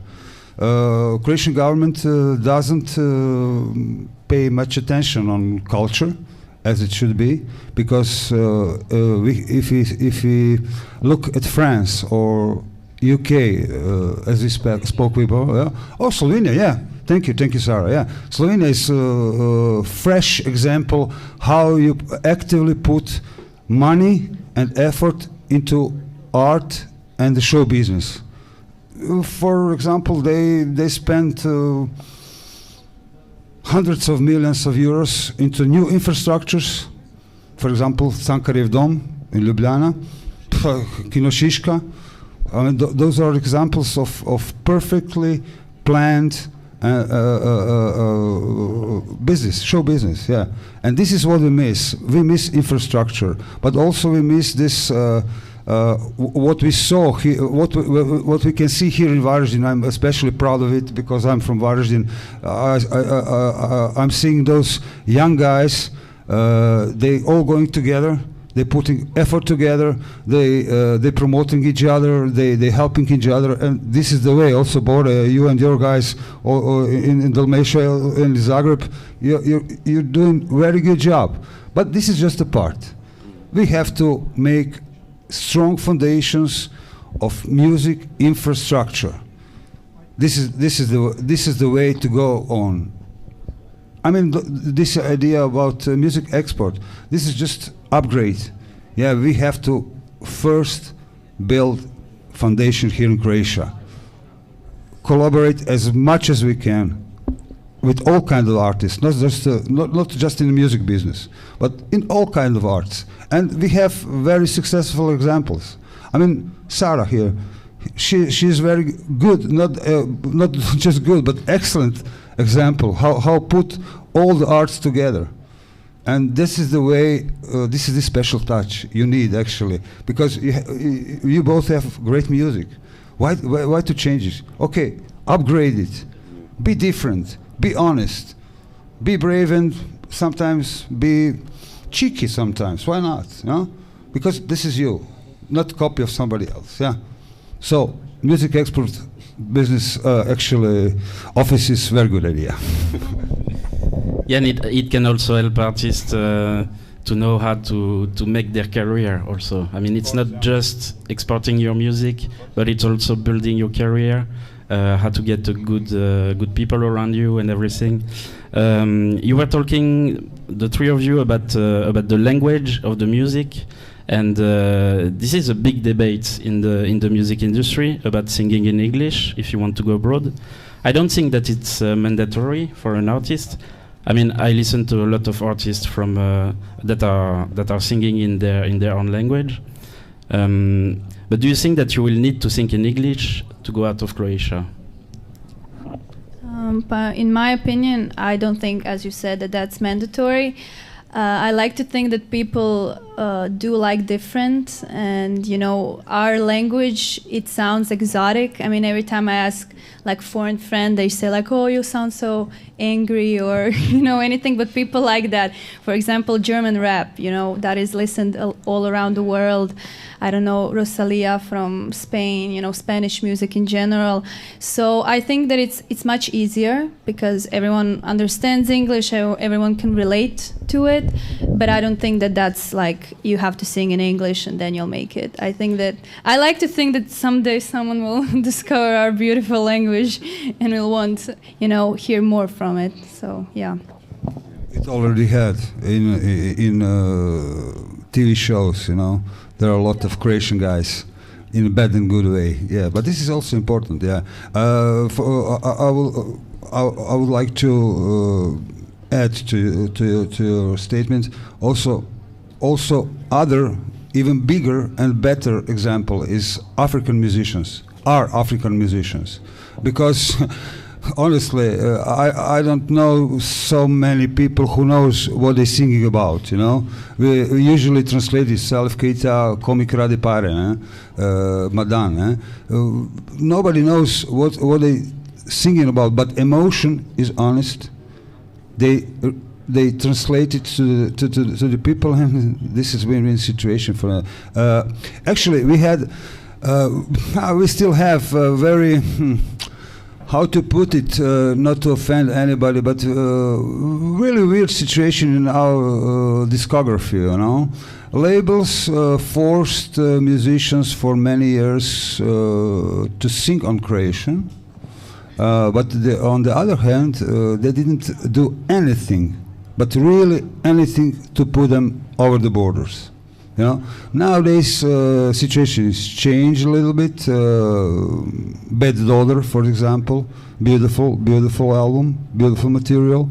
It's whole in English, but it's kind of tailored for her, and it goes very well with her. She's very honest with it, you know. But why not sing on our beautiful language? It's special, and why not to feel special in a positive way? You know, everybody will learn very easily, except maybe name of the island Kirk, yeah, or something like that. But it's not so difficult. If so many people on the world learning Chinese, Korean now, or Russian, I don't see any obstacle to promote our beautiful country, our very talented people, because I'll boldly say that Croatia was a favorite of God when Earth was made, you know. We have the best talents, the best country, the best everything, you know. We have sea, we have mountains, we have snow, we have sun, everything, and we have talents, a lot of talents.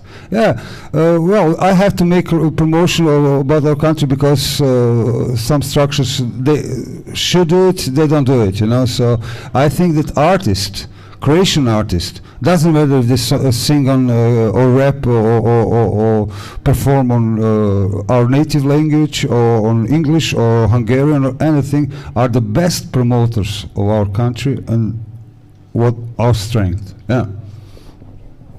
Yeah, I actually agree with you.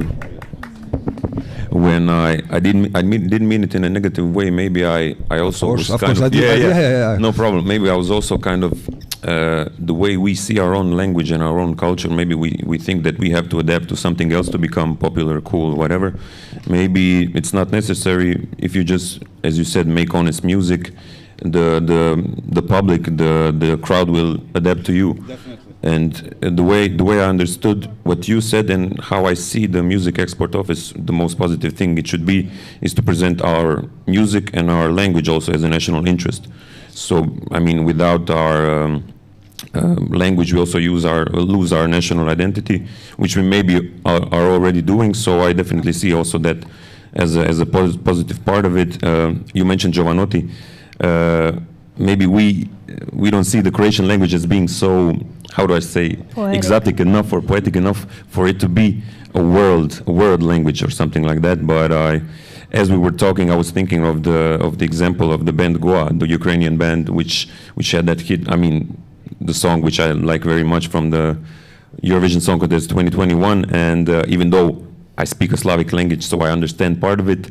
I understand that it globally became a hit because the feeling was there, the emotion was there, and that's much more important than the language barrier. So yeah, definitely, I think a music export office in that sense, the more I talk about it right now also and think about it, will definitely use Croatia, its language, its culture, music in general. It's young people, but everybody in general. Yeah. I wanted to ask you also, is there a Balkan market music? And I mean, do you think that you can sing, that you can go in festivals in Serbia or in venues also in Serbia, in Bosnia, Kosovo, etc.? Do you think that there is a Balkan music market and that you can fit in? Yeah, I would like to answer first, you know. There is a legend, or whatever way you want to put it, but everybody on Balkans want to be Croatians, except Croatians. Yeah. There are so many good performers, artists. They are already making a big noise and really big fuss all around the Balkans. You know, in all kinds of styles. I think the best example is Banfica. I mean, Jubore. There are so many. Just small explanation. When I started with the music, when I started with the production and the DJing, I started with the hip hop.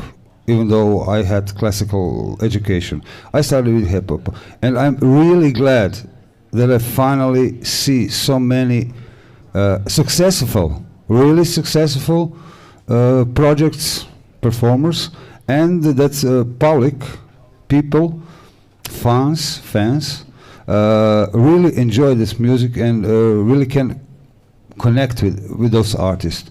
I like the way that we communicate with other countries, because this exchange, artistic exchange, is very important, and we have this history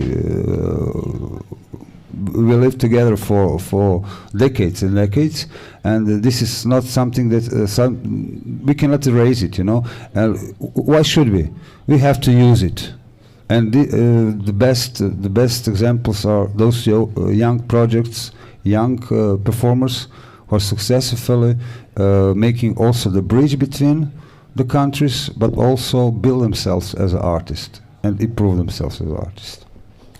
Yeah, I think that there's place for us there, and there's place for them here.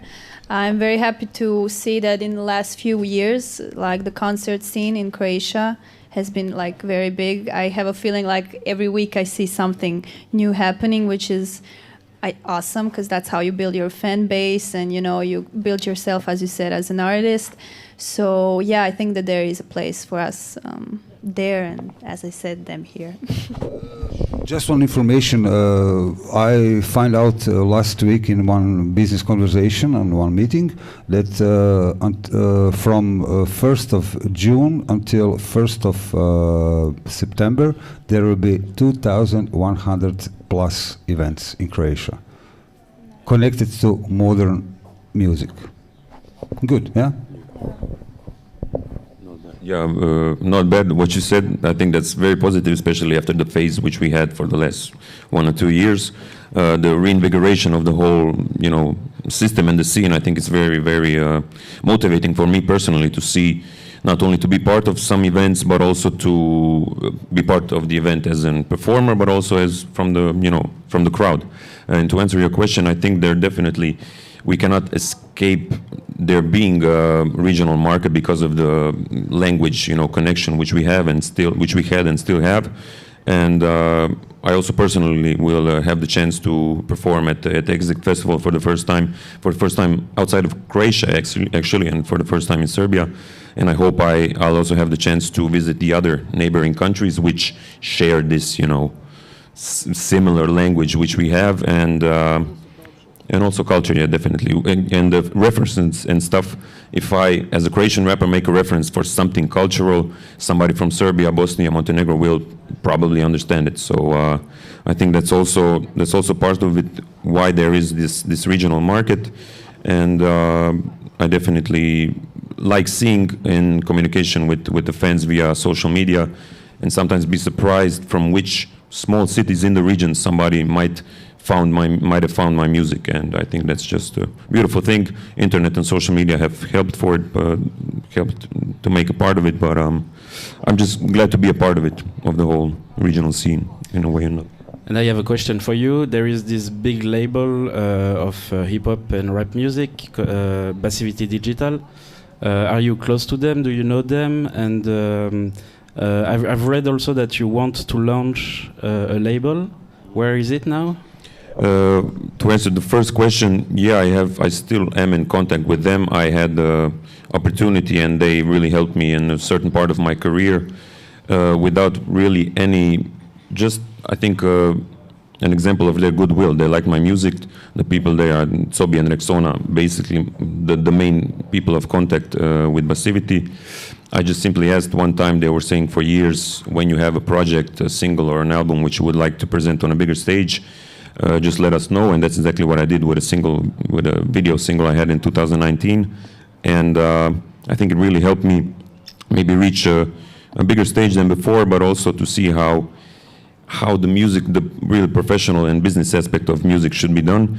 And I took that as a big lesson for the things I plan to do with my, I always use quotes when I say label, because it's not officially on paper, black on white, but it is, I see also, speaking especially to younger people, some of them also today in person, but also online, I like that the name Follow the Soul as itself, the people see it as something which they would like to be a part of, and that's exactly one of the reasons which I want to do something, you know, by myself, but also as to give an opportunity to younger people the same way Passivity did for me, although of course they are really up there on the Olympus of music in the region, and I'm down there, but I really see it as a way to, you know, remain the creative control, but also have it be more professional than before.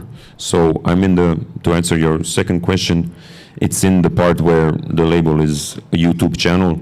And finally, since I think in May, there was another artist other than me on the label. Peki, I just should want to name him right now, yeah. Also a young guy from the same region as my Šibenik down there, so it was really also kind of, patriotic feeling to have somebody young and talented, to give them a chance, and he was also very grateful. The reactions were perfect, and it really made me realize that the reason I wanted to do something with the label, and that exactly happened. So I plan to, use that further in the future, give other people a shot if they like it. Yeah. And Passivity, they also have a stage during Exit Festival. Yes. You won't be playing for this stage? No, I will be part of a different stage, okay. But I hope to see as much of those people backstage, some of whom I met before, some of whom I hope to meet first time in person. But yeah, I'll be part of a different stage. I'm not officially affiliated with Passivity, but I'm still in good spirits. When I decided to use my own channel more, they had nothing against it. So I think that says a lot about the way they work. So I have nothing but positive things to say about the people at Passivity. Nice. Miac, I have a question for you. So you have been voted as the Artist of the Week by the media, by the audience of Musica.hr. What did it brought you? And more, can a review from a European music media will help you? Well, I mean, it brought me like happiness and gratefulness for everyone that voted. I was very happy, when I saw it, because it was my second song. So, I'm still at the beginning. But I think that most importantly, it brought my name out, let's say, because people who do read that and follow that, who are in the industry, they might have seen my name and they were like, who is this? And then Googled it and actually listened to my song. And I think that in this industry, it's very important to get your name out there. So, for the first question, I think that, that was the most important. And it's the audience that choose you, not only a journalist. Yeah. That really means something. Yeah, I was talking with my sister, I don't have a lot of followers, but those who do follow me, they follow me, So I love that, yeah, so. And what was the second question? I didn't hear. Does a review in a European music media will help you?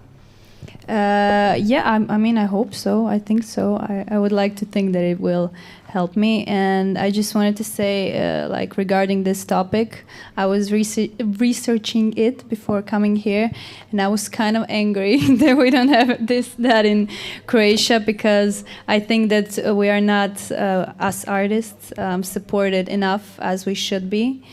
And when I actually read that there is something that actually exists that does that, and we don't have it, I was very disappointed.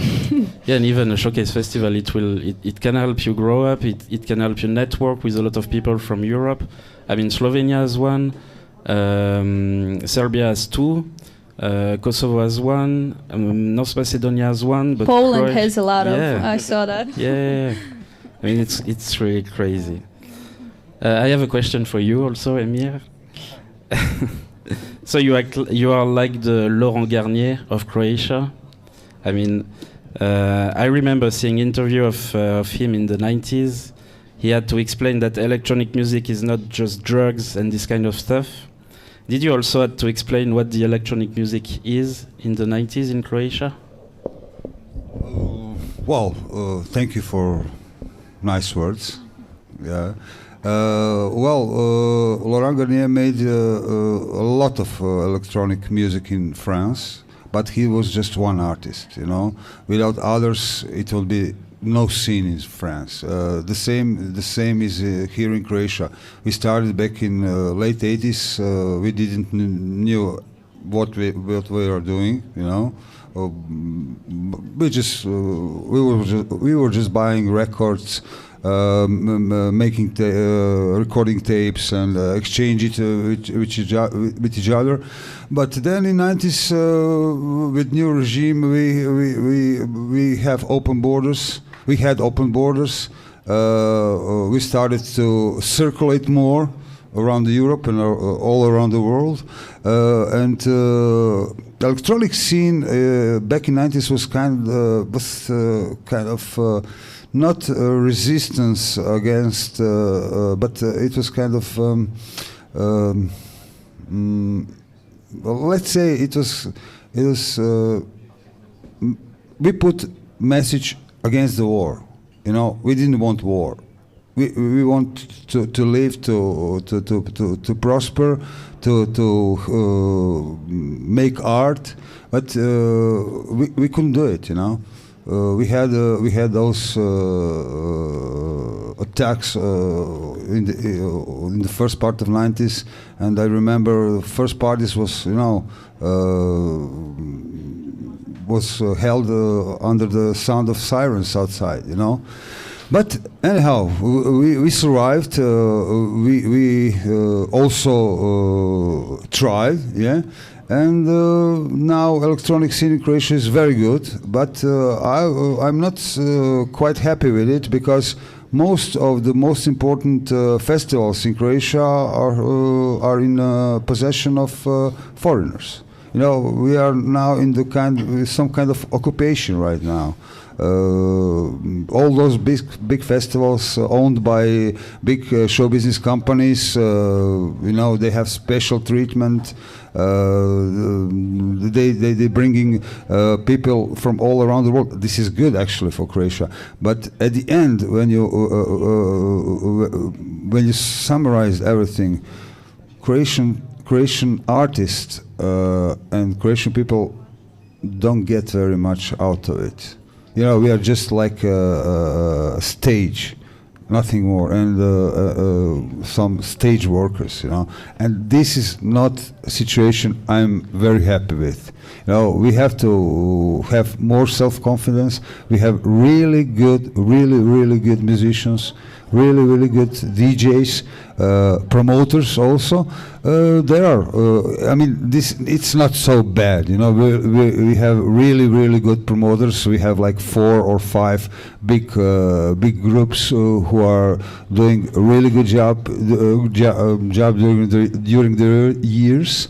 And I hope that making infrastructure, music infrastructure, show business will help grow and will spread a good word about our talented musicians and performers all around the world.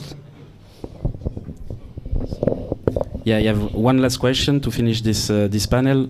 What made you do music? And this kind of event, KVART Festival, could it have helped you do music and begin your career, or just begin to do some stuff and some creative things? I mean, this kind of project, can it help you? Can it help young people do music?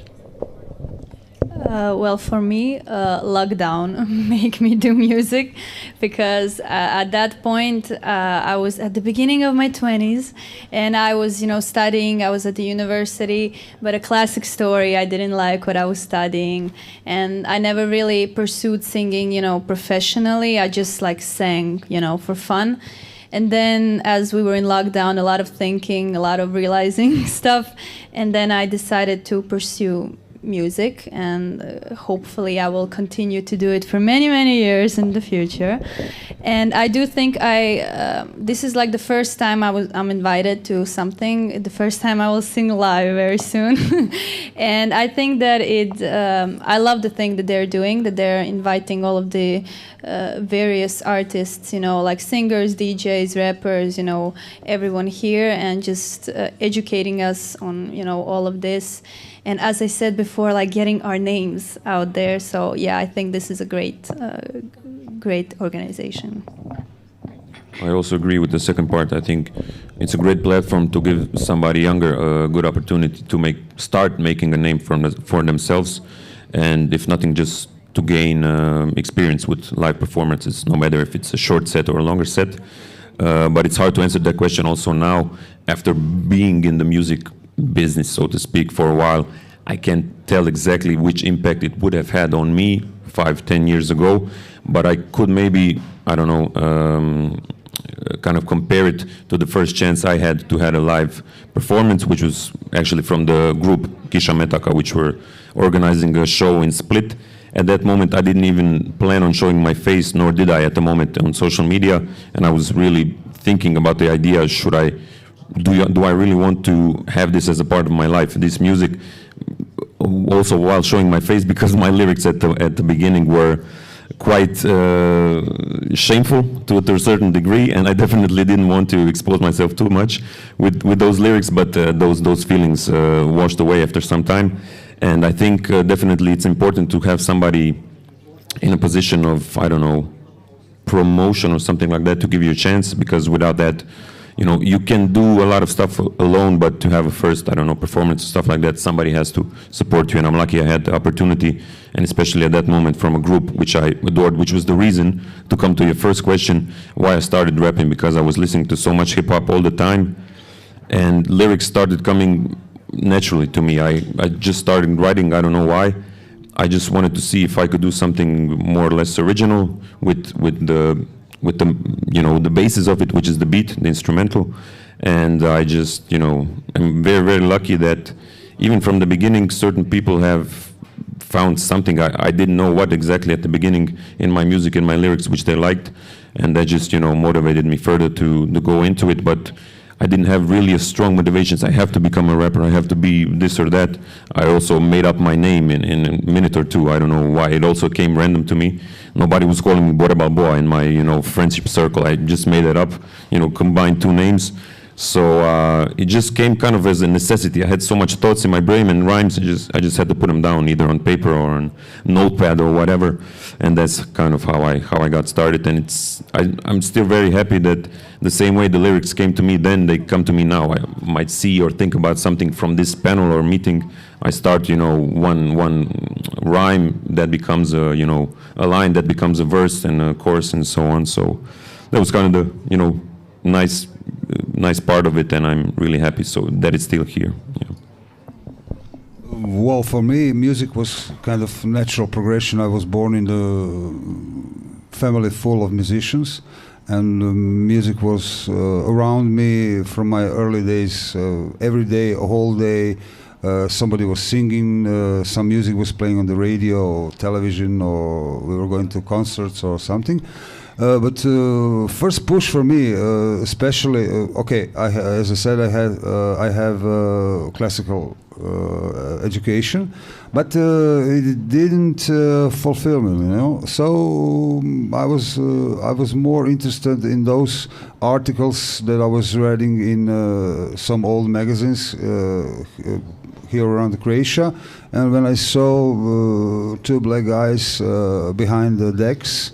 Behind the wheels of steel, yeah, with some strange equipment and a lot of records doing some strange noises, sounds, and actually making really good dancing. Why? Because if you want to be good DJ, you have to be also a good.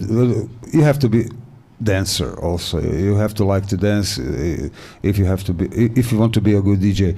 So I liked also to dance, and it was kind of natural progression. I also with my DJ career, I started my production career. It was a little bit harder because back then in the late 80s, early 90s, there was not so many people who understood electronic music or any kind of modern music. We still have this problem because let's say show business, mainstream, they want to do it. They want to do stuff a certain way, and we actually all the time we're fighting against this status quo, and this is kind of thrill for me, you know, to push through borders they're putting around us. And it was also a lot of fun for me, you know. This is kind of my way of showing what I feel like, what I'm thinking of, or what are my views of life. Yeah. And regarding KVART Festival, I think this is the first step of this infrastructure that I was talking about, and this is very important because this is the platform for already established artists, for some young artists, and let's do it. Let's do it for many years. Yeah, more and more. Thank you so much, guys, for the panel. Thank you. I just wanted to thank Petri for the invitation to moderate this panel. I hope it helped you understand why there's a need for an export music office here in Croatia. So now there is a networking event for an hour, and then we will listen to some music with Sara Renar, Mijac, Fran Vasilic, and Bore Balboa. Thank you so much. Thank you.